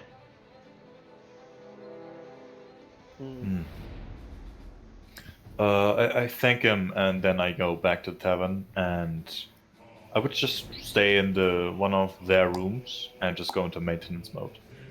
Okay. Oh, yeah, I would go into Arvak's room, stay there in maintenance mode, because they have been targeting him from what we have heard. So Orhawk thinks it's likely that he will get attacked first. That's Okay. That's what his Al-Ghurba So Arvak will awaken in the morning with a droid staring at him. Yeah, sit over your bed, Arbok is destroyed. Alright, anything else that needs to be done before we continue forward? I don't believe so. Alright. During the night, you're woken up by droids over each of you, weapons outstretched. I'm joking. I gotta take a piss. You wake up in the morning with a new day. I'll be right back. I guess that's a 5-minute break. Yeah. Bro, I was like, wait, I got hacked? Well, I'm gonna go grab myself something to eat, like for the 5-minute break, so Yeah. be right Yeah, back. I'll if he wait to the comes bathroom and I'll be right back. So. Okay. We're about halfway through anyway, so it's around these times we take a 5 minutes break, so. Understood.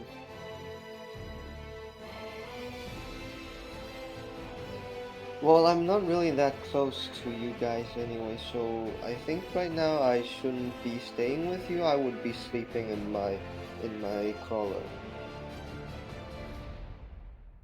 Right? Like something like that would be more plausible, realistic. Yeah, I'll take that. Okay.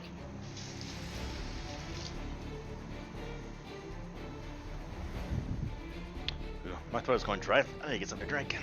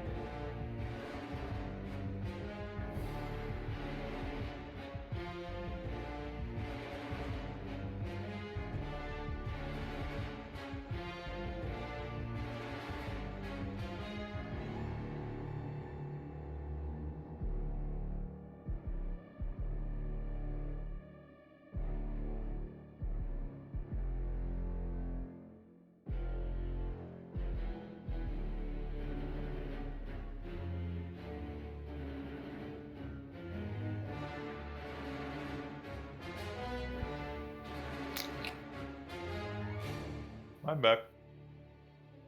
Welcome back.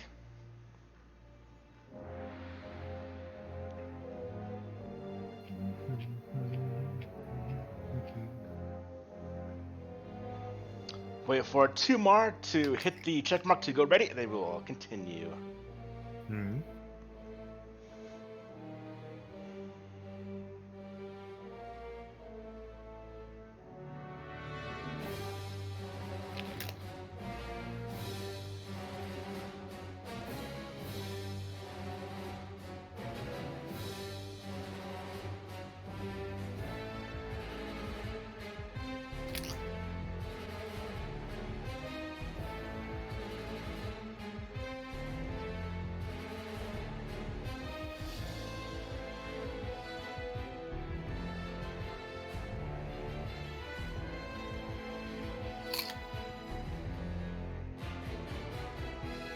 Chips are loud.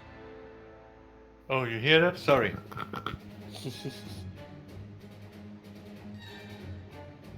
You just need to chew your chips even louder than him. Chips. They- That's A chip cucumber. crunching more.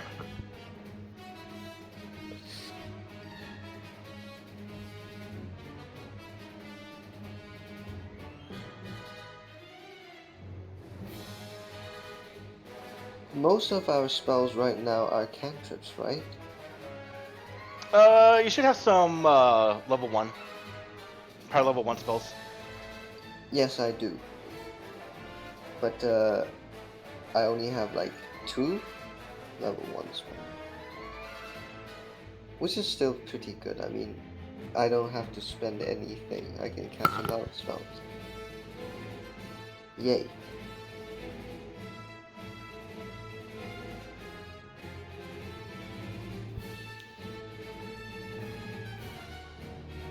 I mean, yeah.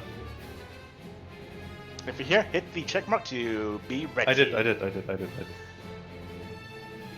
Do Arvak and me sound similar from our voice to you? Honestly, no, but I still get confused. I mean, this is only, Just this because is of the only name. the third session with everyone, so I'm still getting people. I'll get people confused for a little bit. So, like I said, I apologize. It's not intentional. So, Nah, it's fine. It's even funny. Like, gives it a charm. yeah, I'll eventually get the names down.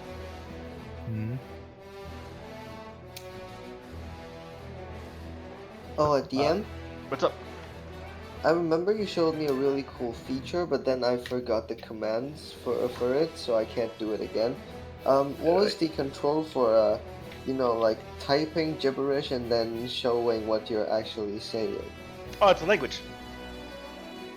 So, okay, let me try. Now I set it to Jamais, and I'm gonna type hello.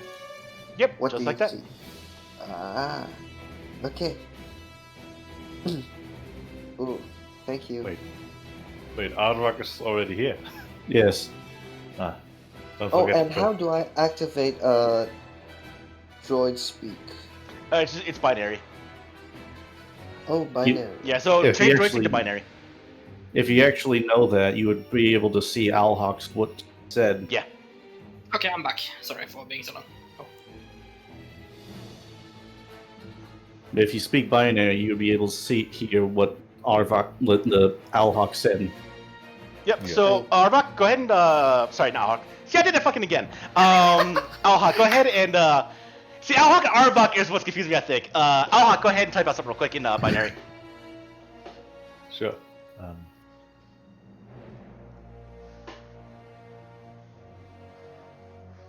There you go. It says hello there. Uh huh. Hello. No, you should. Ah, you missed it. God damn it. Hello there, General Kenobi. You know, I want like one game I want to try and play as like a modified separatist droid.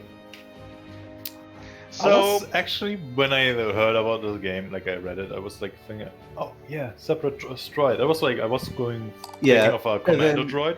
yeah, but I realized like, oh yeah, this probably isn't the time period for those Yeah, things. yeah. Yeah, So- it's a bit 10,000 years too early. before we continue, My 2 games I want to run, either in this system or another system, for Star Wars again, is one, an all Jawa campaign, where you have a Sandcrawler that can go into space, or an all Clone Wars game. Ooh, that sounds. That is no Jedi, just you either play as the Separatists or the Clone Army, the Republic. Yeah. Wow. So either everyone's a droid or everyone's a clone. Yeah. Oh. Oh, they are a Let- public! Let's start some Order 66 here and shoot some Jedi. Let's go, But- lads. Although the first time I'm going to run though would be the Jawa campaign. I think that'll be kind of fun. Anyways, let's go back into this. So, And with droids, that would also be fun, like 1v1, 1v2, Yeah, that would be a kind- that would be droidica, kind of fun also. commando, and a tactical. that would be fun. So my next campaign Star Wars probably be that. All right, so it is the next day, and you almost expected, maybe had a dream of your building going up in flame again, but you wake up fine. You wake up in your rooms, you activate again their Al-Hawk, and well, it is the next day, and you all are fine. Already had the long rest applied to you, so you're all back to full health. Now the question is, what's been going on? Here's the things we have to resolve, essentially. We have Bevu trying to find out who the hell attacked his Sandcrawler. You got Al-Hawk trying to figure out where his Rishi friend is, or Rishi is, now known that someone knows this Rishi, which is the individual known Herson. as Herson. We know that the individuals that attacked Bivu's Sandcrawler are from the same location, same area that your ship crashed, which could be a couple things meaning. Your guy who was a prisoner has died by some way from some very serious, unfortunate series of events happening one after another. And so, you need to get your ship repaired, you need to get hyperdrive as well as the ship itself repaired from crash landing on the planet. We have a couple areas of investigation we can do or go forward with. There's some more I have that you haven't figured out yet, or you might be to bring them up. But with that being said, what do you all want to do? Well, first of all, I want to try and restock on some, supplies, power cells, and all that. Yeah, Is there any so, sort of shop? There is a shop here. You can definitely buy some stuff that you want. Alright, I'll probably head over there first. Yeah, I would also go with him and be on the lookout for like any guys who looking shifty with a knife probably in their hands. No one's being shifty. The medical team is not supposed to come today, so yeah. Right now the talk is still of the event that happened the day prior. People in the streets talking about, hey, why did the cantina go up in flame? Why did the security go in flame? What the hell's happening? I hate foreigners! I hate foreigners! That's what you're getting. Beaver would like to go back to yesterday at the building. You said the vehicle crashed through the wall. Can he try to take a look at it and see what caused it? The vehicle has been pulled away and is somewhere else now. It is no longer there. There are currently with a bunch of small droids rebuilding the building. Oh, can I talk to them? You absolutely can. All right. So I'll just walk up there, and then. So ask a bunch of them, droids see a Jawa and they run away. That's racism. Okay, I do a friendly little wave. We're watching you. As 2 of them stand outstretched with like welders or arc light welders, pointing your direction. See what you're gonna do. But you can approach them now. They don't Yeah. trust you for in case No, of a they droid snatching. don't trust Jawas. Okay, so I'm gonna raise both of my arms really high over my head to show I don't have anything, and then I'm gonna walk closer. Okay, you get fairly close. You get within speaking range. Comfortable speaking range, Bivu. Okay, so now can I speak the language of the gods? No. Go for it. All right, so okay, so I would like to ask you guys, do you know what caused the crash yesterday? We don't know. Not part of our programming. Just half vehicle removed to repair building. Well, do you, after you, while you're repairing the building, is the damage only caused by the crash, or was there something else? Internal damage by combustion of repulsor lift engine. Significant damage inside. So it came from an explosion inside the vehicle. Well, you were built. Now that you're building this, well, is there anything inside that's still intact or something? Like, how's the condition of the building and the things inside? Approximately 23.2% of items inside survived. Ooh, what are they? Miscellaneous objects, you just kind of list down a bunch of items that survived, which are essentially hard items that didn't have electronic components. Oh, that's unfortunate. Well, by the way, thank you. Do you know where, is there any, like, security footage or something I can get for this area? We will not have that information. Do you know who I should ask to get that information? The one who owns this building. Rando. Is it Rando? That is correct. Alright, thank you. Bye-bye. If they stay with their arc light welders outstretched still until you leave their view completely, then they go back to work. So mean. Okay. Alright. Arbok, what are you doing? I'm going to the shop and see what I can buy. Alright. Anything you buy is gonna be double price. So keep that in mind. Oh. Man, Because they really do being not like foreigners. foreigners. Yeah, no, they don't right now. What about you? I'm walking like beside him, just being on a lookout. Okay. And Jin, what about you? I will probably be accompanying them to the store. Like, Okay. just guess. And I'll be wearing I'll be No. wearing the Jedi robes since it seems like Hate's purpose anyways. So there's no reason to keep a low profile. Okay. Hawk, what are you saying? I'm wondering how much is the price of power cells in the shop? I got your name confused again. Power cells are. Let's see. Power cells are 10 each, so they're now 20. Again, because you're foreigners. I'm just going to hold off on buying anything until we reach the next town we have to go to. Got yeah, it. I'm presuming you can recharge power cells anyways. So if you have some outlets, you can just recharge them. Alright. So, I guess I'm going next to. Is there a place we can rent speeders? There is. Alright, I guess we head over there. We also know a guy with a sandcrawler. That is also true. Yeah, but I'm pretty sure a sandcrawler would not be as fast as what we need. Yeah, but do you have any idea how much they're gonna price gouge us for being foreigners? Probably quite heavily. Most like. Well, that depends. Some vendors just use droids. So how is it that they're all recognizing us as foreigners? Is it the way we're dressed, or is it the way we look? The fact that you're not from the town. It's the way you dress, look, and act, and are. I don't think you could hide a Trandoshan No. in this kind of town.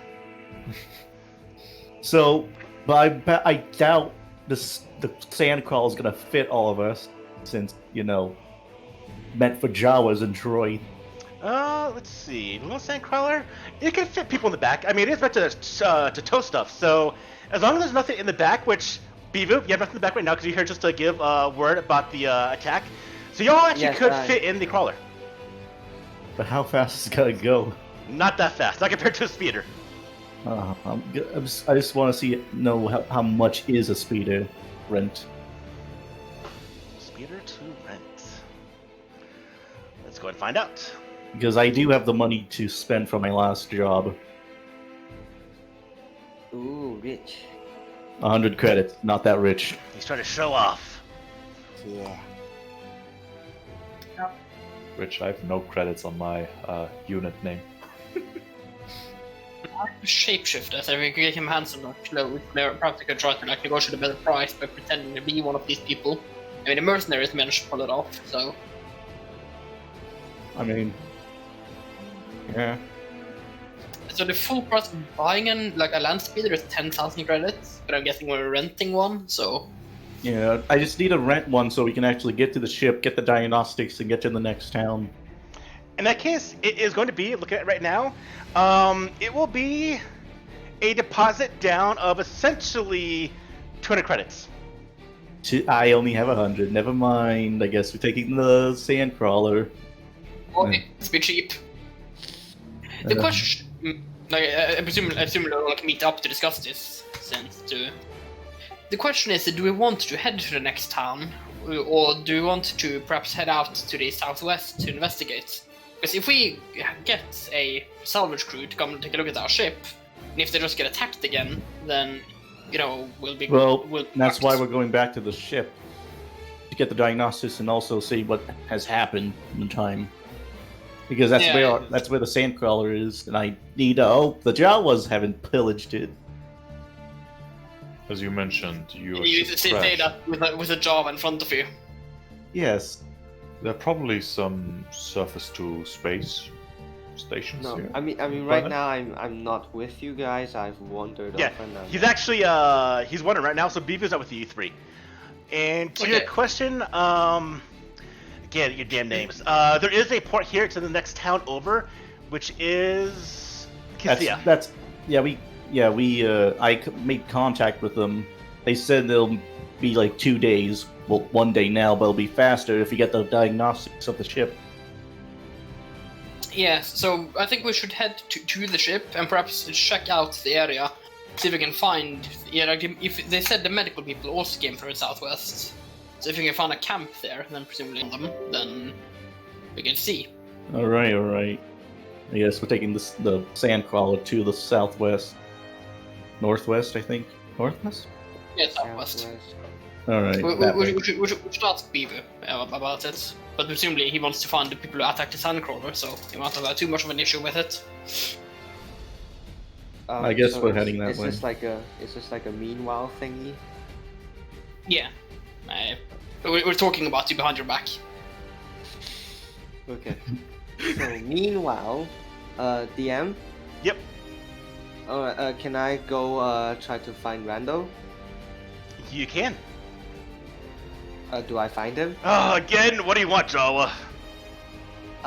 Hello. I want to find out who attacked you guys. I mean, can I take a look at the security footage? What do you mean? We weren't attacked? Some damn speeder ran into the building. I know, but then I asked droids, and they said that it's the internal combustion of the engine. So it's probably not just a simple crash. If a simple crash, it wouldn't have exploded. Oh, you saw it crash through the building?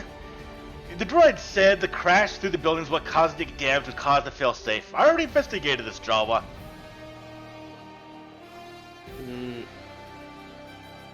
Well,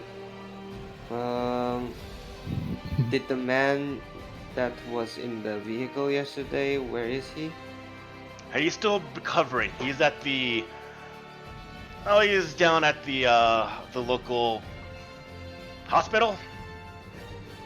In the hospital. Now back to the building. Okay. I thought they even had back to things here. Okay, by the way, you did say that some of the stuff inside the building was destroyed. Do you still have information or like footage or satellite footage or something of my hometown when we were attacked? We got no kind of footage, anything outside this town, so... You say your Sandcrawler was attacked. Do you know who's attacked by who? Who attacked it? I did overhear you guys talking about the medical team, and they did disappear in the direction of my town, so perhaps it has something to do with them. Yeah, but your Sandcrawlers go all over the place. but the team does go to the southwest. Yes, the southwest. Do you have anything that could point me in the direction, help me identify? Look for the team. I don't follow them. I don't know where they go. But if your Jawas say you're attacked by people, I'll keep an ear out. I'll let you Thank know. you. Do I leave a contact or something? Come back in a week and I'll let you know what I found. And Alright, Bevo, you can get the kind of idea that he's not going to investigate because he wouldn't even know where to start to investigate someone attacking a Sandcrawler. Oh. Hmm. Okay, thank you. Bye bye. And then I head back to my mini crawler where I find a bunch of dudes from yesterday Yes. standing there. They are standing next to the Sandcrawler, or next to the Mini Crawler. Yes.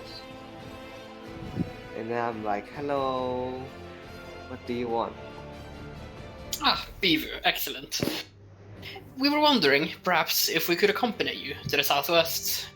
That is where our ship is located, and it's where you were attacked. So we thought we could investigate, see if we could find the people responsible. Oh, you want to help me? Thank you. Yes, and by helping you, also help ourselves, since it seems to want both of us dead. Probably Yurishi is also located there. It certainly doesn't hurt to ask, yes. If they were taken, and then it seems like everyone, like everything is then tied to these people. As much as the townspeople here like to blame foreigners, it looks like they actually are responsible. The chief of police did say that he would be helping me, so I think. Oh, that I we doubt are- it. Well, I think we're on a good start. All right, I'll start the car. If you guys want to hop on the back or the roof, just do what you want. How fast Uh, is this unit? Just tell me in feet. I don't know. It's faster than me. It moves at a quick pace of 30 feet every round. Okay, I will just walk beside it because I don't have really fatigue. So Alvak and Jin have enough space so they can, lie down, relax.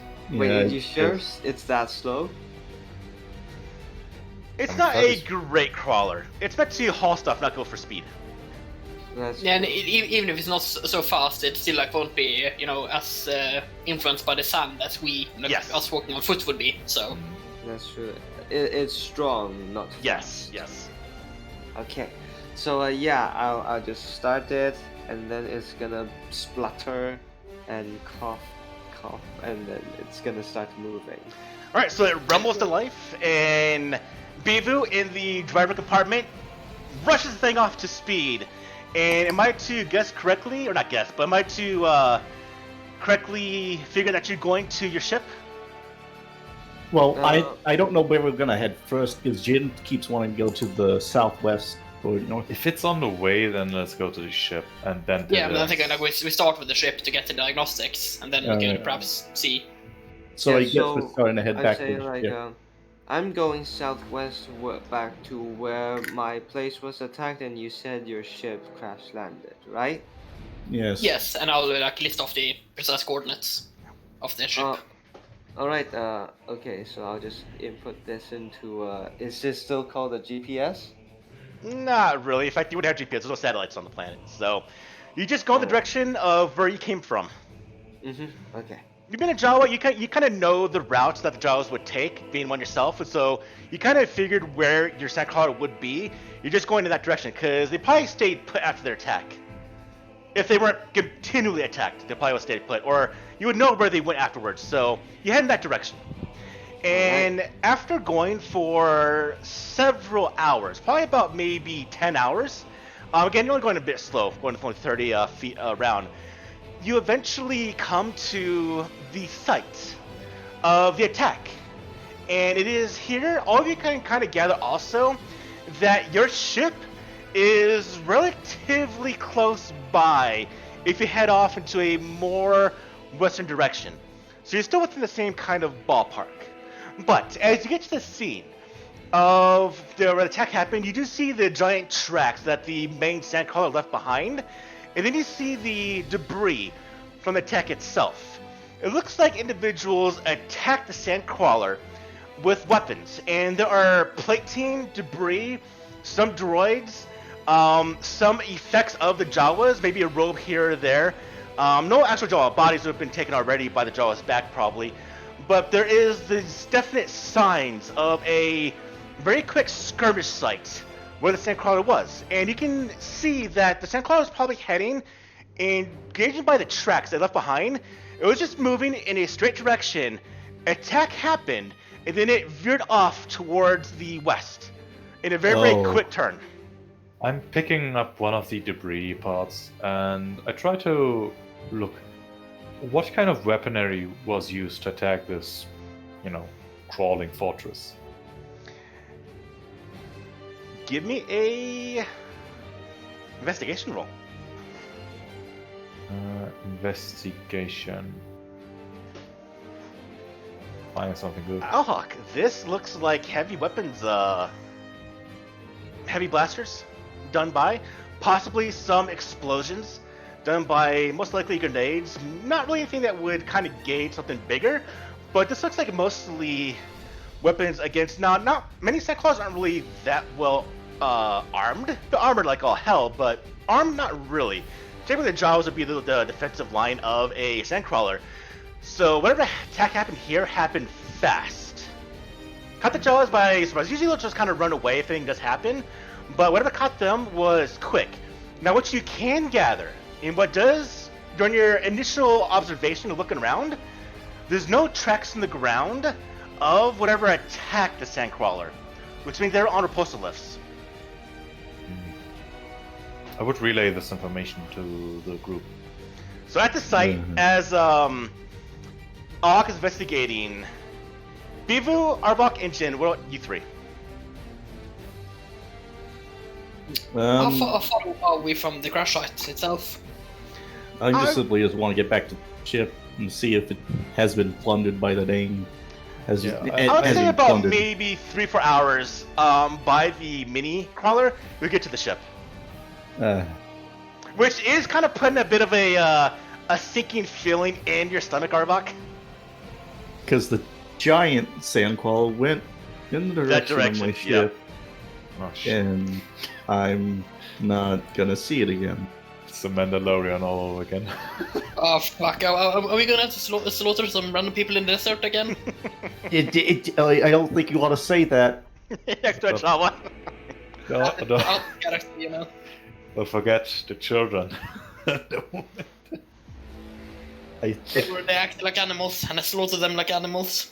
Okay, we can say we just assume our path and get to my ship.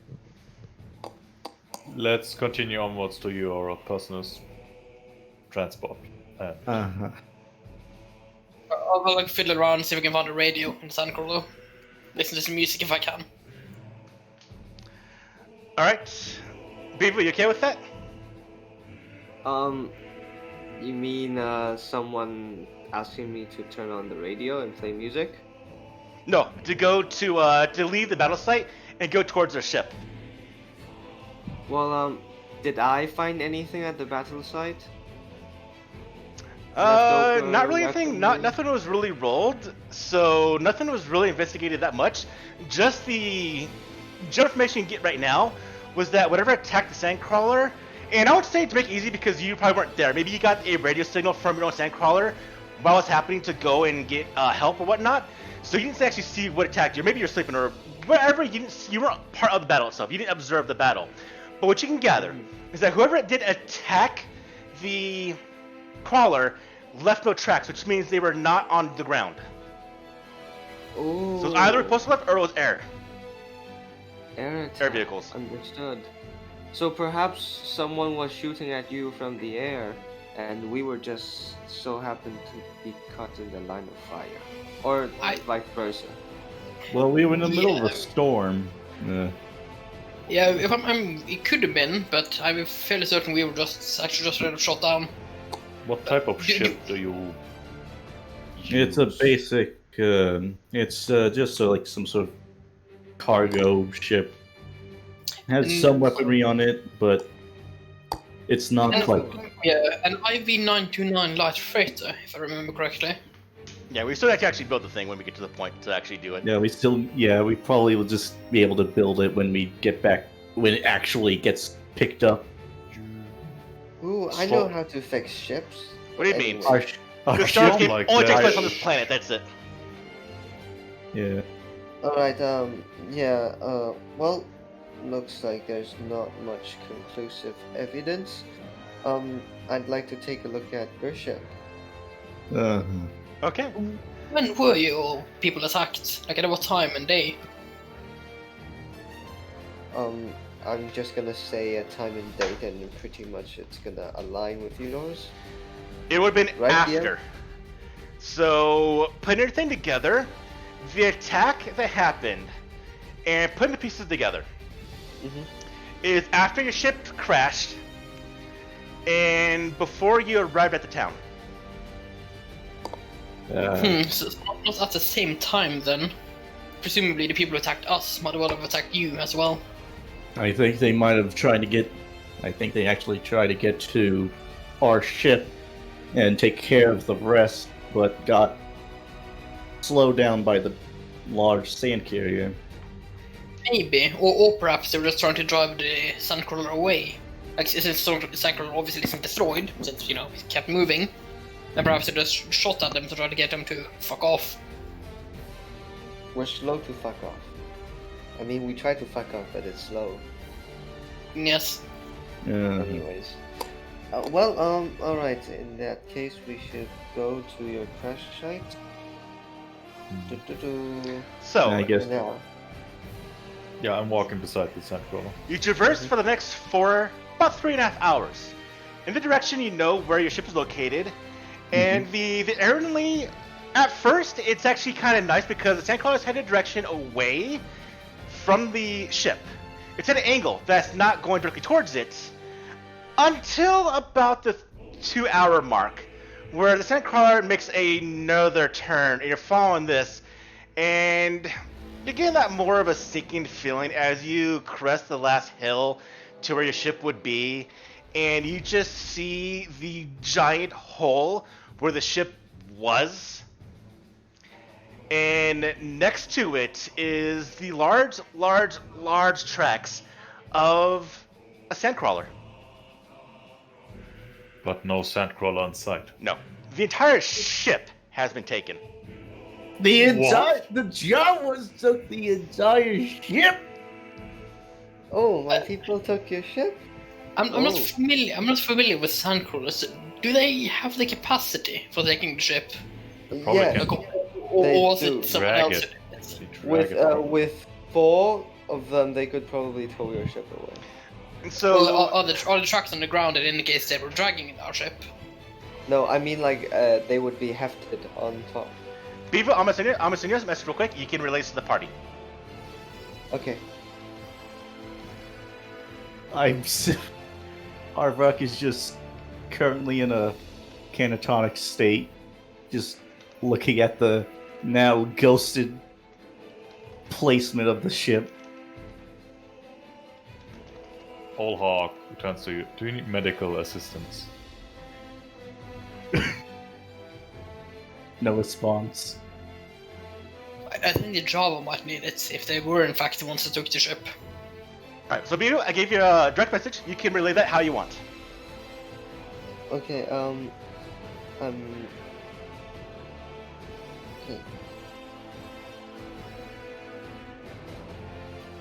They just took the All right. entire- So, okay, I'm just gonna tell these guys,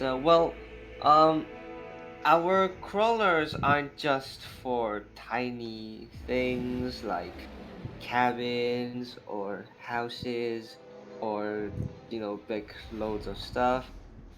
Sometimes we also attach trailers to the back. We can carry very, very big objects such as ships. It's what they we just took do the for ship. salvaging. Yes, They they took just- the entire ship. They just took. Yeah,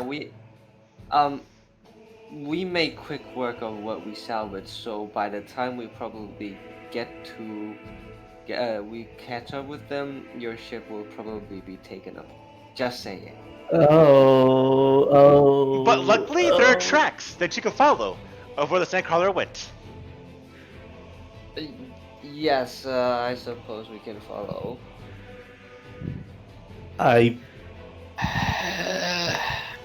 That's our only way off of this planet. You know that, right? Yes. Let's make No. sure your transportation unit is not disassembled by the Java. Well, Yeah, you're going to have yes, to take let's- us to your people. I Beaver. mean, sure, but they're not as nice as most of us. Aren't really nice because well, if you lose it, finders keepers. So oh, well, look at that. We found a Sandcrawler. Well, they're Uh. nice to their allies. Is that correct? Bibu? I glance nervously and I say, "Sure." Okay. Well, I guess I'll follow the track. All right then. You follow the tracks. Yeah. After you start getting towards nightfall now, as you're going, and a couple things happen. I need everyone to, in the dice tower, give me Constitution saving throws, please. What? Just let me throw- saving throws in the dice tower. Okay, also me? Sorry, I'll hawk knight you. Yeah. How would I have a constitution. So on the main tab of the character sheet, Uh-huh. actually no, sorry, I'll have you do it also. Main tab of the character sheet, you're gonna go to the right hand side where it says saves. You're just gonna click and drag out into the dice tower. Oops. Oh, alright. Sorry, And that was a mistake. what is it we're making the Constitution saving throw for? You will know later on. If it's something that you're able to resist or whatnot, I'll put that into perspective when it is revealed why you're rolling. Okay. Fair enough. Now, if there's a way that you would get a advantage on a saving throw, but you don't know why, well, anyways, roll it with advantage, and I'll just take whichever result needs to be taken. So, Okay, fair enough. Oh yeah, you don't want to tell us because then it would be spoiled what it is. yes. But you So- all are going on, and after about the 4-hour mark, traversing along, wishing that your vehicle would be a little bit faster. Thinking about as much minutes pass, possibilities of the ship being taken apart more and more. And Arvok, you can take that how you will, but I'm imagining this is your only ship, your pride and joy, which not be lost forever to Jawas. But after the 4-hour mark, as the sun has essentially almost disappeared and the night sky is filling your view, the horizon, you're starting to see a glow in the distance. Bivu, you recognize the site of the spot lamps of a Jawa encampment. And so you know you're nearby, over the next hill. But to Ooh. you, Bivu, it's actually kind of large. For me, it's large. What do you mean? Usually, when you approach a sandcrawler, it's a small vicinity of light to illuminate the area. You're seeing something that can illuminate a large area. All of you see this. This is a large, almost kind of like a very, very large compound-sized illumination effort going on. And then you see why. You crest the last hill, and before you, you see a sandcrawler. Give me a second. I'm going to show you. A sandcrawler. You see that type of sandcrawler. What But the not frick? only do you see one, you see 5 more. Oh, And That's they a are fleet. ringed around a central object, which is, in essence, a giant pickup trailer. And on top of it is your ship, Aravok.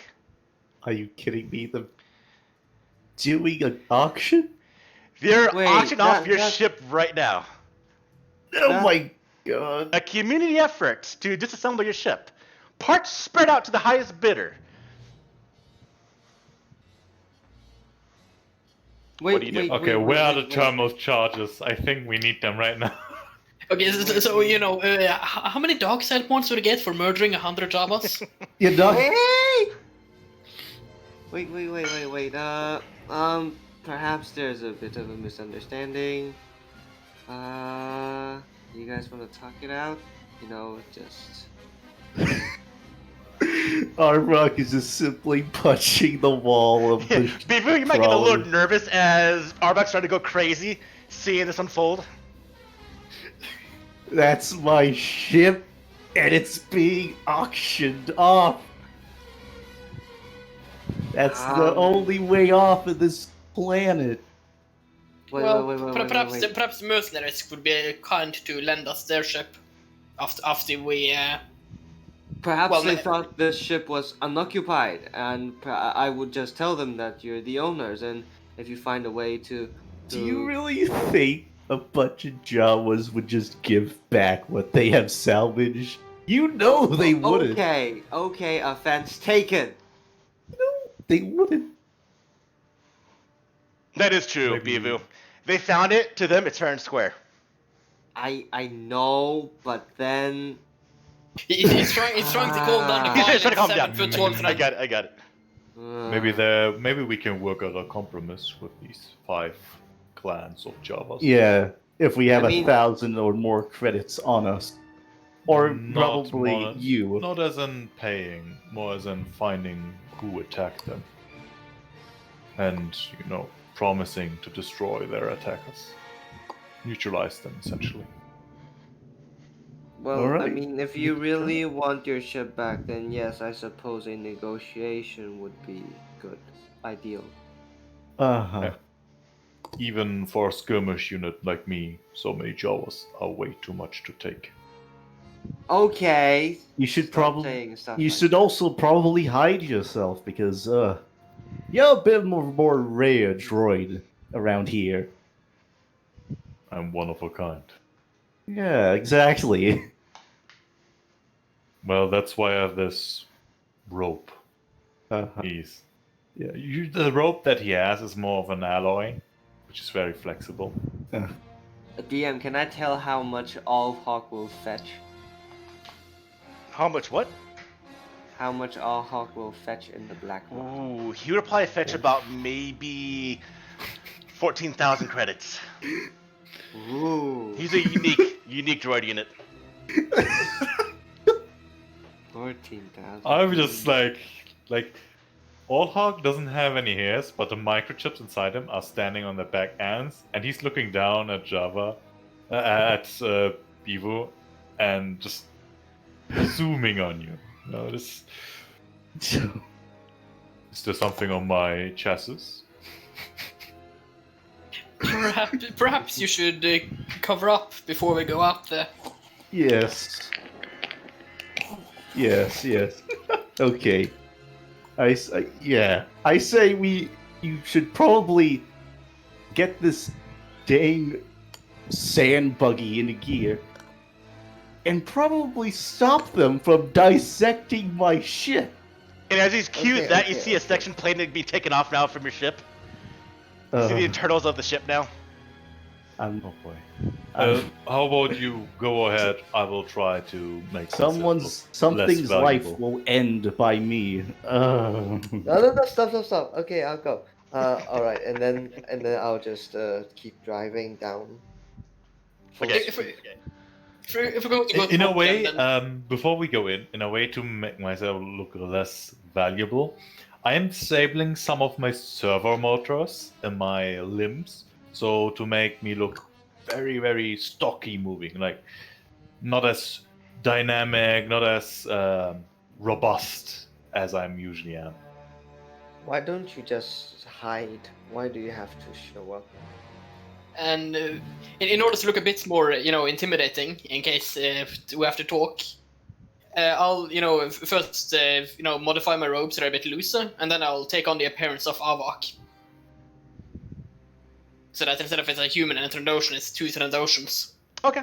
What the? What the? Oh yeah, okay, I'm just gonna try to mimic Jin, so we are looking more like. So 3 Trandoshans? Okay. So the copy is copying a copy of a copy. Also, I'm just turning to Jen. If somebody asks who owns me, it's you. For now. Uh, All right. I turn to the Avak. What? What is it? As I look exactly like you, except dressed in my clothing. All right. I'll ask you later. How- Poor Arwok. I'm currently going through a mental breakdown. You're not hallucinating, Arbok. Good thing is, you know how Mando felt when Just- his ship got. So Bibu puts the drive back into, or the gear back into drive. You send the mini crawler down the small dune towards the encampment of 6 sand crawlers with the trailer and Arbok ship in the middle of it. And as you get near, you just see there is a lot of Jawas about. There are hundreds, as this is now like a community center essentially for the night, as they're all gathering and doing the things: food, greetings, salvaging, trading amongst each other. And a large group which are investigating, inspecting, and taking minor pieces off of Arbok's ship. There's like a light taken here, a panel taken here. They're coming from the inside down the hatch ramp with like your tools, utensils, a toilet. I mean, everything's being taken away from the ship right now. It's not being disassembled, but all the loose effects are being taken. Good. Ooh, this is gonna not end well for me. Do we see the head Jawa somewhere? Like, who's organizing this entire thing? There Or at is least- Yes, there is another encampment that is on top of one of the crawlers, where a large grouping of lights, and this would be where Beaver can even point you out towards, where most likely every sandcrawler leader would be talking amongst themselves with, either through plans, negotiations, or trading, is being done on top of that sandcrawler. Essentially, it's the one that has the most prestige on the planet currently. Yeah, I would just look down to Bivo, and I point towards the direction. Is that where we should go? And Beaver, that'd be yes. Promise me you won't use violence, okay? Please. If they don't try to disassemble my chassis, I will not resort to violence. There are quite a few people here, and frankly, I'm not a fan of slaughter. It's not what we do, so no, I will not resort to violence unless we are attacked first. Just no killing, okay? We take stuff and then we sell them. Oh, you But take then more we than you take way But we more don't than kill some things, stuff. okay? We don't kill you guys. I'm actually scared for Arlok, like he's a literal mental breakdown. Look, Avak, it'll be fine. Like, if they refuse to take back what we stole, then we'll just have to take of equal value back. I'm sure we could take a sandcrawler or two. Sand. There's. You know how many Jawas could be in those sand crawlers? My estimate is about at least 1,000 of one of these. Yeah, Yeah, there's sure. like a full Yeah. army of Jawas right now out here. Just get us up there before more of my ship becomes more picking. Watch as Okay, one of the okay, engine okay. panels gets disassembled, and one engine gets removed now. Alright, Let's go, yeah. people. Alright, have we reached it yet? Yeah? Yes, you're at the base of the lead crawler, Okay.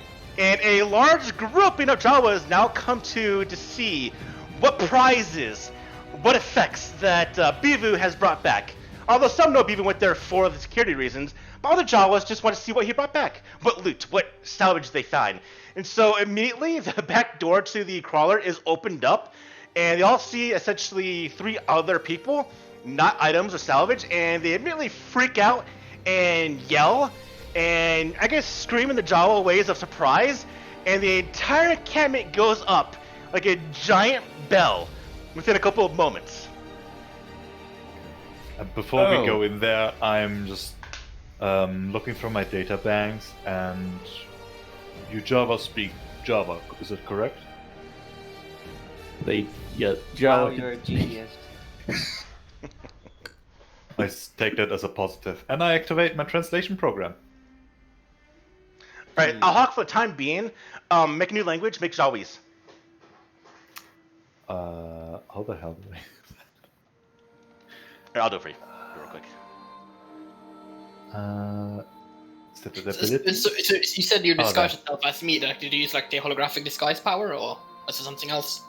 No, I would just walk like you. I would just pretend that I'm a masked individual. Right. So, No, it's like, instead of- you know, so it's 3 Thunder Oceans, not 2 Thunder Oceans and a droid. And how do okay. I add a language? It's very. Oh, Yeah, I you spelled just- it wrong. Here we go. All right, I spelled it wrong. Right, there we go. You should understand it now. Oh, thank you. All right, so there's commotion going on. I'm not gonna do full text in here because I just slow the game down a lot, but you get a general sense of some stuff that's going on that you might not understand, but some of you might understand. By the way, the encampment is in kind of a, not like a war chaos, but a surprise chaos. I would help. Like, I would translate what I hear to Arvak and Jin while Bevo is talking. Okay, wait. I brought back 2 things. One, I have news, sort of news on what happened, who attacked our sandcrawlers the other day. And the second news is that I brought back another bunch of survivors, possibly of the victims of the same attack, and their ship is also being taken apart by us right now. I try to say calmly as I can behind a pained smile. Yes, I know we found it, they lost it, I know, but then perhaps they can offer something in return. You guys can hear them out, Yes, they can trade for it. Yes. Okay, and then I just take a step back and then gesture for you guys to move forward, and then it's like I've done what I can. It's your turn. So, Arvak. I translated everything, and Okay. The thing is, Arvak, I'm not sure, like, I'll lean into you. I'm not sure if it's a point. The ship's already taken apart, and even if we get it back from them after how much we have to pay for the service or credits or whatever, we still have to repair it. At this point, Now- it might be easier just to go look for another ship than Here's try a to get silver our lining. ship back. What? So here's a silver lining. Because the ship was damaged from the crash, they're actually repairing it right now to be serviceable. Yes, So they're actually repairing the ship to be essentially given off. Taken apart again. Yeah, so what's happening here is they're rebuilding the ship to be fully done, and then they're going to sell it to whatever Jawa encampment here is going to take it, and then that Jawa encampment is going to do whatever they want with it, which is probably going to be disassembled. So they're making it whole to sell it, and then that Jawa encampment is going to take it apart. Okay then. I. what do you recommend we should trade for? But with that, elimination. a large contingent, I know I remembered a little bit, a large contingent of about 40 Jawas, all with ion blasters outstretched, pointing at all of you, wondering what you're doing here. And they're pretty much, doing translation and talking, is that none Jawas are allowed at a Jawa meet of this kind. And so even to you, Bivu, you're being essentially reprimanded by the other Jawas here. Oh, Are we- broke. Okay, I broke the rule. Okay. Bibu, would you mind translating for me? I will. Yeah, Okay, so real quick, I'll they can't see what I'm writing down. So those of you that can read what I'm writing, you actually need to tell them what's been saying. Okay. Oh, okay. Yeah, they can't yeah. see it. That's why. Well, they said our ship, we found it. They no longer own it. They can trade for it. They laughed about it hysterically. A bigger ship for theirs. They want 2 ships for this ship. You. You have been attacked. These people are not going to stop attacking, but perhaps we could aid you with this. We know where the general location of their camp, and perhaps if we were to get them to stop attacking you, that might be If- worth having our ship back. If we attack them and we win, you can take what we left. You can pretty much just take what they had. That actually I gets a surprise. During the midst of the translation, it actually gets their attention.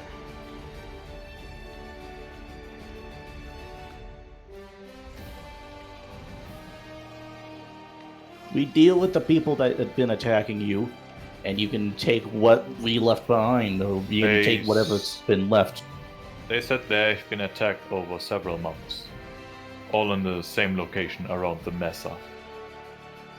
I guess Mesa is a location on this planet. Well, a mesa is a geographical feature. And to mention, landscape-wise, there were mesas next to where the attack happened. Too many Yes, repairs, we stay away from now, except for the last attack. They seem to be suffering. They say this is a prime travel route. Or trade route? Probably a mistranslation on my part. Yes, so surely enabling and clearing up this trade route would be valuable to you. They say we do not have the ability to fight back. The crawler is too big.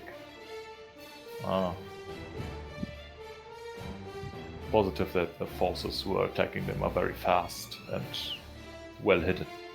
Or just well fortified in a cavern. Or maybe a valley. Especially if they've been attacked from the air, their stand crawlers do not have anti-aircraft capabilities. But they're known to have many ion blasters. Yes, but even then, an ion blaster is not very valuable against a ship that's 2 miles up and blasting them from, low orbit. That's positive. How are we gonna take down a ship that's in the air? We go to their camp. We go to their camp. Ships have to land. Presumably it's an airspeeder. And seeing as they don't land in the port, they're probably illegally or criminals.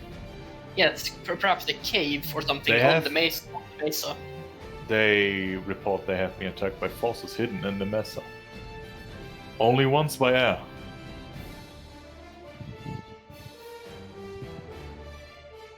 So Now, they're- here's what to say real quick.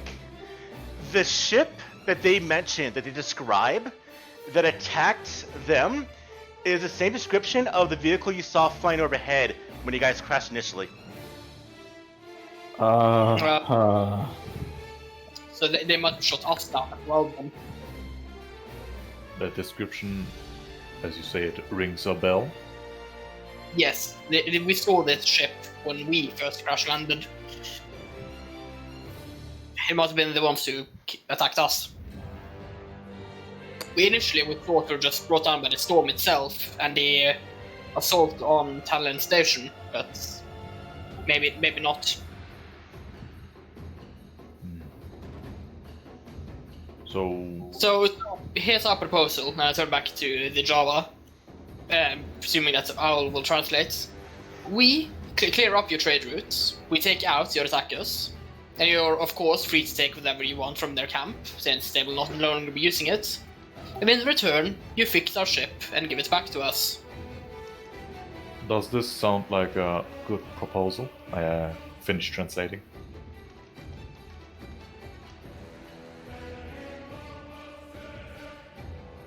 And we take what we have.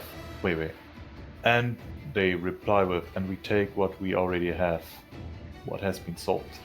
Then it's a deal. What has already been sold?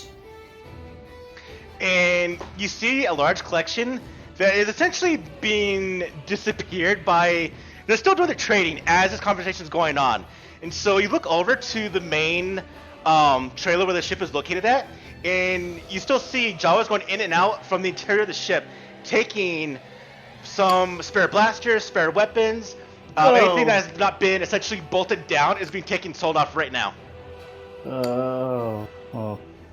Okay, did you say something good to Yarvak? The sooner we can say yes, the sooner they stop selling. Just make them stop taking everything. I Just say stop yes, trading. we take the deal. The Jawa blows a whistle, and a few more get blown around the actual site of the ship. And the last thing you see before is a Jawa carrying a door out to the side, and then it drops its head and walks back into and drops the door off, and they all leave the ship.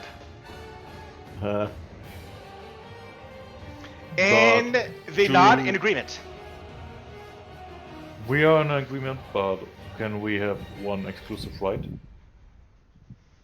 Would that be okay? What do you As want? to pick one item that has been already sold that's very important to the owner of the ship, to see that nothing important, critical is missing. Essentially, what I'm trying to do is, if something like personally important has been taken, that Ara can get it back.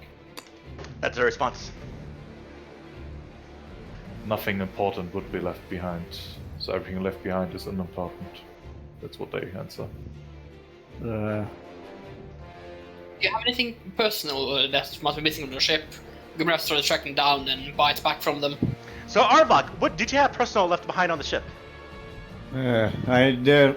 Luckily, I had everything that was really important on the road on me, but other than, spare supplies for the ship, nothing too important.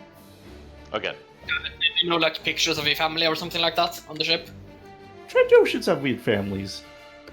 I kind of separate from that. Maybe a trophy of your first kill? Maybe a memento of something, of a friend? It's up to you. Well, You don't have to. I'm not gonna force you to do it. the only thing I probably would treasure is like some sort of, probably like a large horn as a trophy or something of like some sort of beast. Okay. You had the trophy. You had it in the cockpit of your ship. Was this large horn,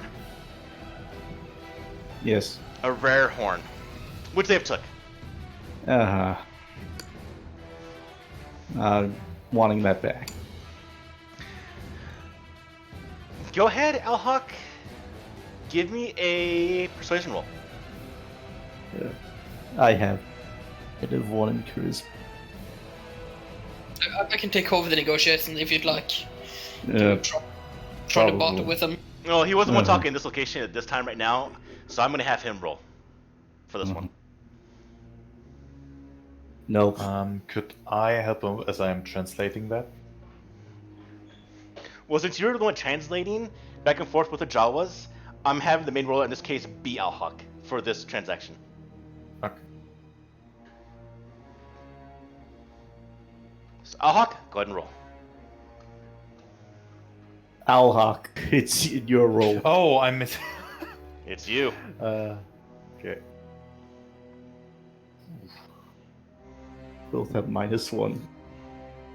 Yeah, I'm not. You very have good enough at it. time, as long as the Sandcrawler that it was sold to does not leave, we'll give it back. The moment Sandcrawler leaves, it's a permanent transaction. And how long do we have till the Sandcrawlers burst? Until the meat Right. celebration is over.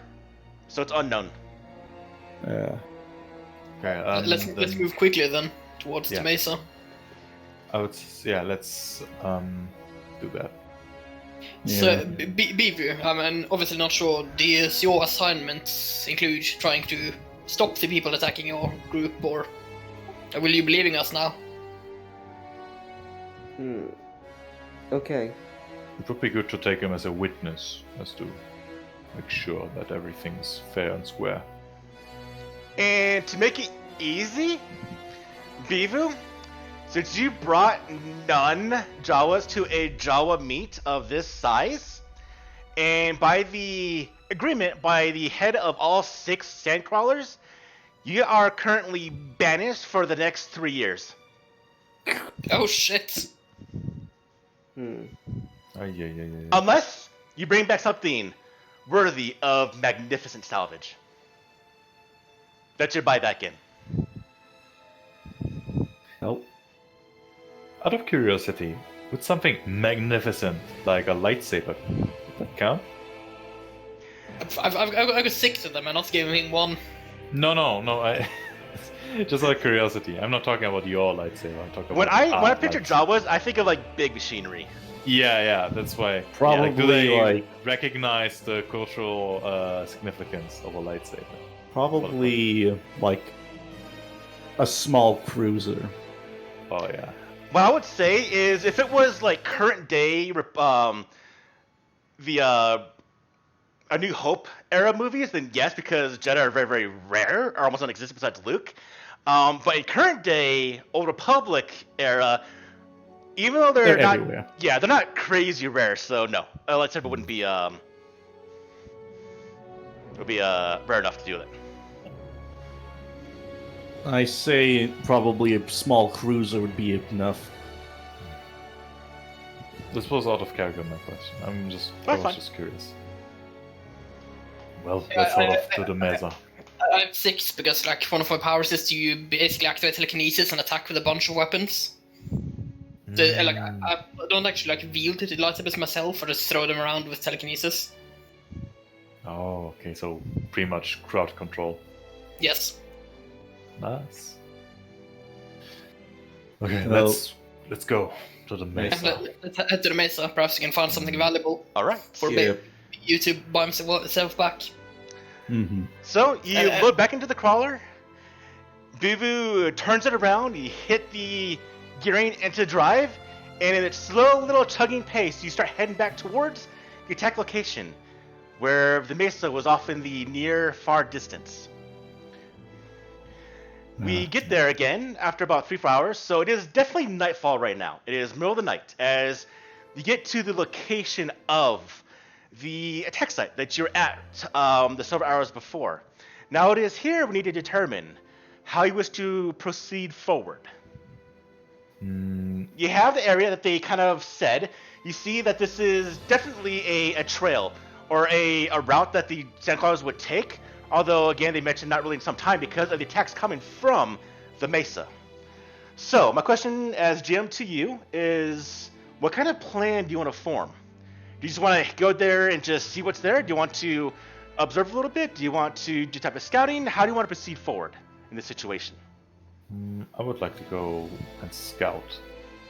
Like, I would just try to stay hidden and just stay behind the sand dunes and just look what they have at the base. Yeah, the question is like, do we all want to try to scout them, or should just a couple of us go? I say perhaps you- Oh, so, no, go ahead. Sorry. probably people who are pretty stealthy to go. Now, what's to mention is the Mesa is actually a grouping of one larger one that kind of broke down and kind of corroded away over the years. And so it's kind of like think of like a mountainous maze that has a lot of good hiding spots, which is good reason why they've been hiding in this place, these raiders. And so to scout through it would be actually to scout into it. Or you can tell me another way you want to try it. Obviously, if you fly overhead, you'll be able to see into it very, very well if there's nothing that's kind of like hidden in itself.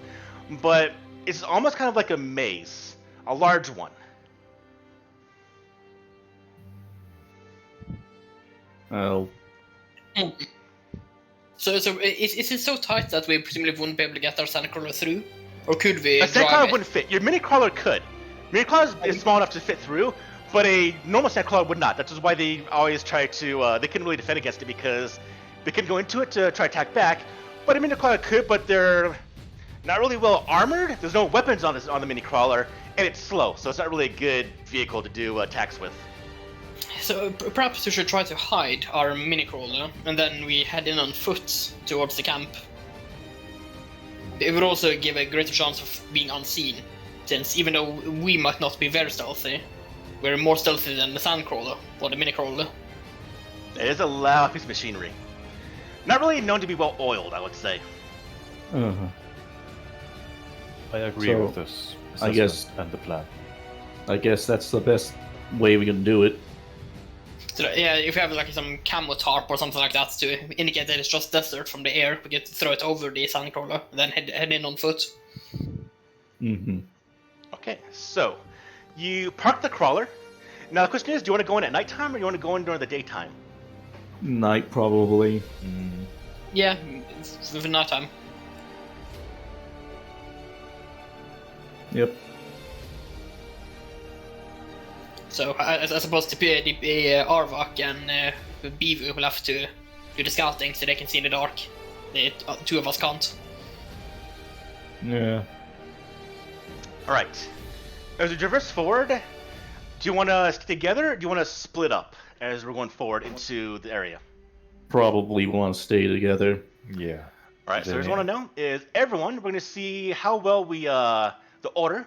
So everyone, real quickly, go into the party sheet. How do That I is do the button right hand side of the two silhouetted heads. In the party sheet, there will be a section that says order, a tab that says order. We're going to see in your actual formation as you go. Which formation? I don't see it. Oh, I mean, Oh, Oh, party click on the sheet. top right, and there Oh, I should be see a tab. On that direction? Okay, then I would. So who's up front? Perhaps- Who's in the back? Who's in the middle? Who's at the sides? Who's the most armored guy from us? Presumably, it's either you or Arvak that's the most armor. I think have- it might be I have best if like. I have Oh, sorry. 15 AC. Okay, then I am going up front. 17. Yeah, I think it might, but it might also be useful if we have Arvak at the front and Beavu at the back, or the other way around, because they have dark vision. So it is Oh like yeah, a true. presumably Then I see- will stay in the back. and- Like, good defense in the back, good defense in the front. Let's do it like this. Okay. Then we'll go with that formation. Hmm. So you get into the mesas and you start heading forward. Start moving. Here's what I need to have happen. I want Alhawk to give me a perception roll, and I want Arvok to give me a perception roll also, please. Let's see if I get screwed over. I got screwed over again, because why not? Perception, perception. Could I have given him force guidance on the perception roll? I'll let you if you Well, want to. let's It go. won't be much, but I'll give you like 2 more. It'll be 8. You traverse through the first set of the area, trying to find your way around, trying to find any sign of a camp, people.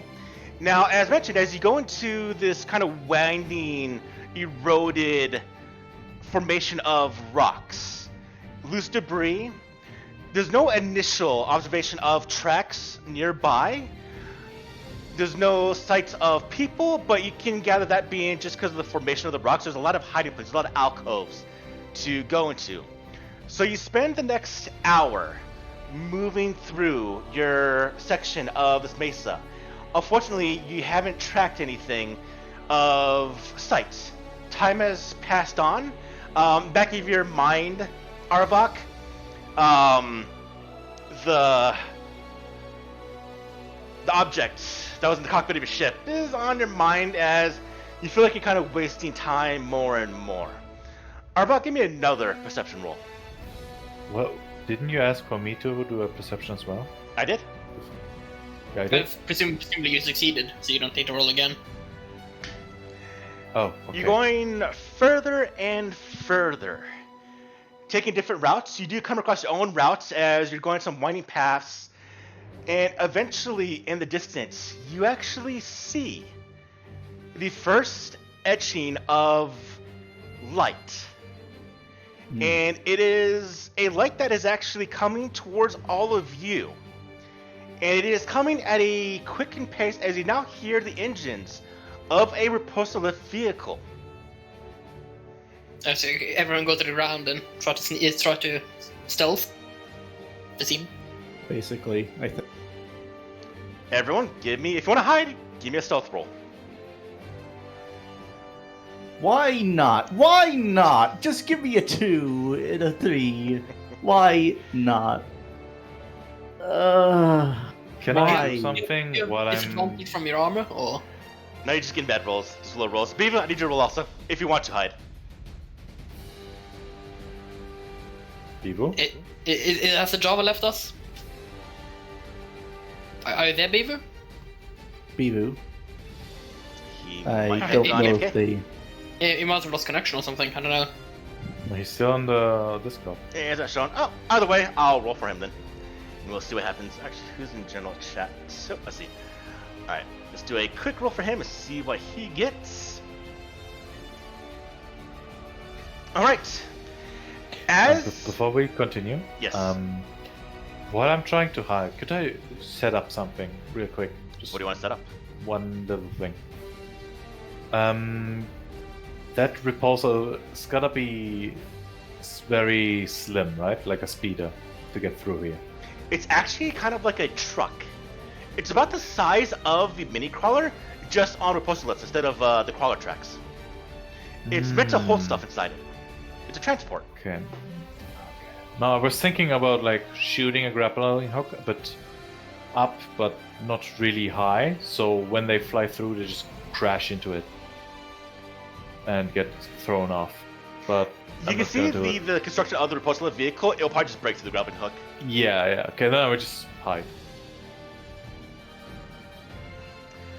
Right? As the repulsor lift vehicle does come overhead, and it goes past all of you as y'all kind of duck into the sides to get away. It first is at front. It is between all of you as y'all kind of hiding away. Then it passes all of you. And then as you do a brief sigh of relief, you can hear the chunk of what sounds like a launcher, and the surrounding area immediately lights up as a flare illuminates the entire area. Well, We found out. Well, sneaking out of the way. Let's plan B. Kill everyone. alright. I break out my blaster. Yeah, my attack axe and my shield are already out. Now, the repulsor vehicle does not return.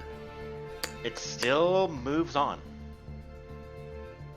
Oh shit. Okay, let's try move ahead and see if we can find some cover then. I mean, they might be trying to surround us. Alright. Should we retreat back to our crawler or should we push on?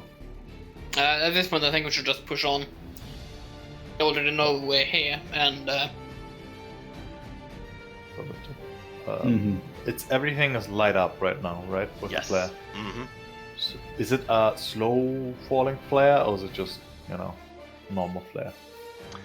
It's going fairly slow, and you look around, all of you do, and you don't really see anyone. Now, whether it's kind of leaving a bit of confusion. Did they see you? Did they select stuff to see their own way? Is it just a very, very, again, unfortunate event that just happened? You wait a little bit, pausing for an ambush against you, but nothing happens. Eventually, the flare actually goes out.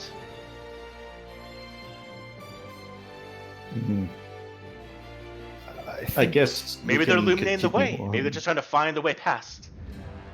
But the minutes pass along, and no bullets flying by your heads, nothing attacks you. Yeah. Hmm. I think before the flare goes out, we should just move on. yeah, Yeah. let's do that. Yeah. Lead the way, Aardvark. I guess we continue forward. You press forward a bit further, and as you pass a grouping of rocks, you see, again, artificial light. And you see the first signs of an actual encampment. It is relatively small, could hold probably about a dozen, maybe 2 dozen, by the size of this encampment. There is illumination lights. It is a miniature, small encampment or compound of which you can see medical equipment, some crates nearby, some cages nearby, a actual small landing pad, and a bit of opening of the area, and, well, a couple of people that are doing what looks like maintenance on some of the effects and equipment in the area.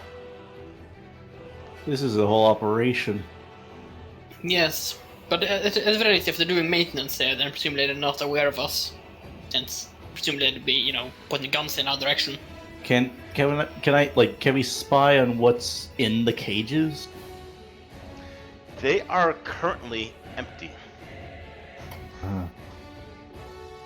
What kind of cages are they? Like, do they look reinforced, or like... There's a mix. There's some. Now, to you, Alhawk, you recognize these.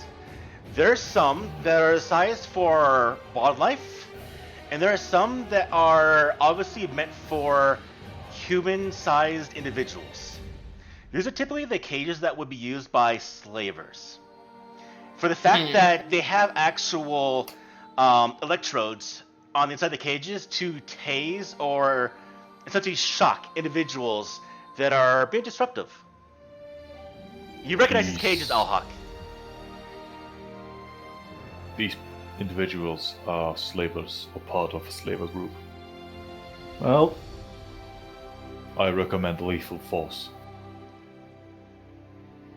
If we're going lethal force, we're gonna have to take on like 20, 24 people. We need a smarter way to deal with this. I am open for suggestions. Perhaps we could try to sneak in, implant the demolition charges, draw some away, and then attack the ones that remain behind. Split them Nice. apart. Put yourselves within that green square. I don't see a green square. Scroll down to the bottom left of the image. Yeah, if just there. Okay. adjust the window so you can see the bottom right, then you can Yeah. move around.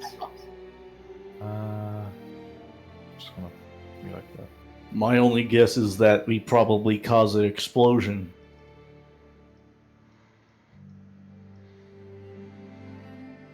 Unless we have any sort of detonator, we could probably cause that ship there to go up in flames. Bevo, are you there? I don't know if they like.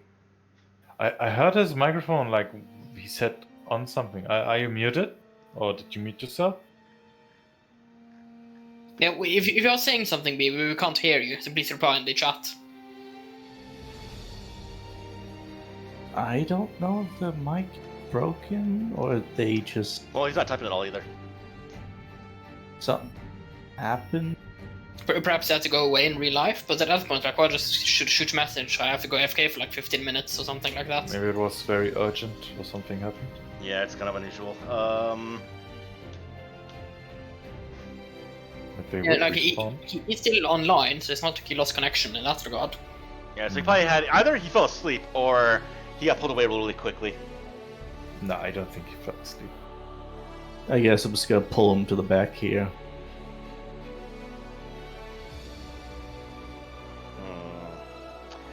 I think with the events unfolding right now, this is a common situation that's about to pop up, obviously. Look what's going on right here, depending on how you guys play forward. But missing Bivu and the other player, and us being 3 hours in, being 2 o'clock or 2:20, I think I'm going to call a session here. Okay. Uh, Yeah, it seems really good, like, good cliffhanger. Let's go think. Plus, it might be a good way to, like, introduce the next character. Maybe he's a captive here. But here's one thing I Yeah. will say to you, Alhawk. Something Yeah. you will recognize.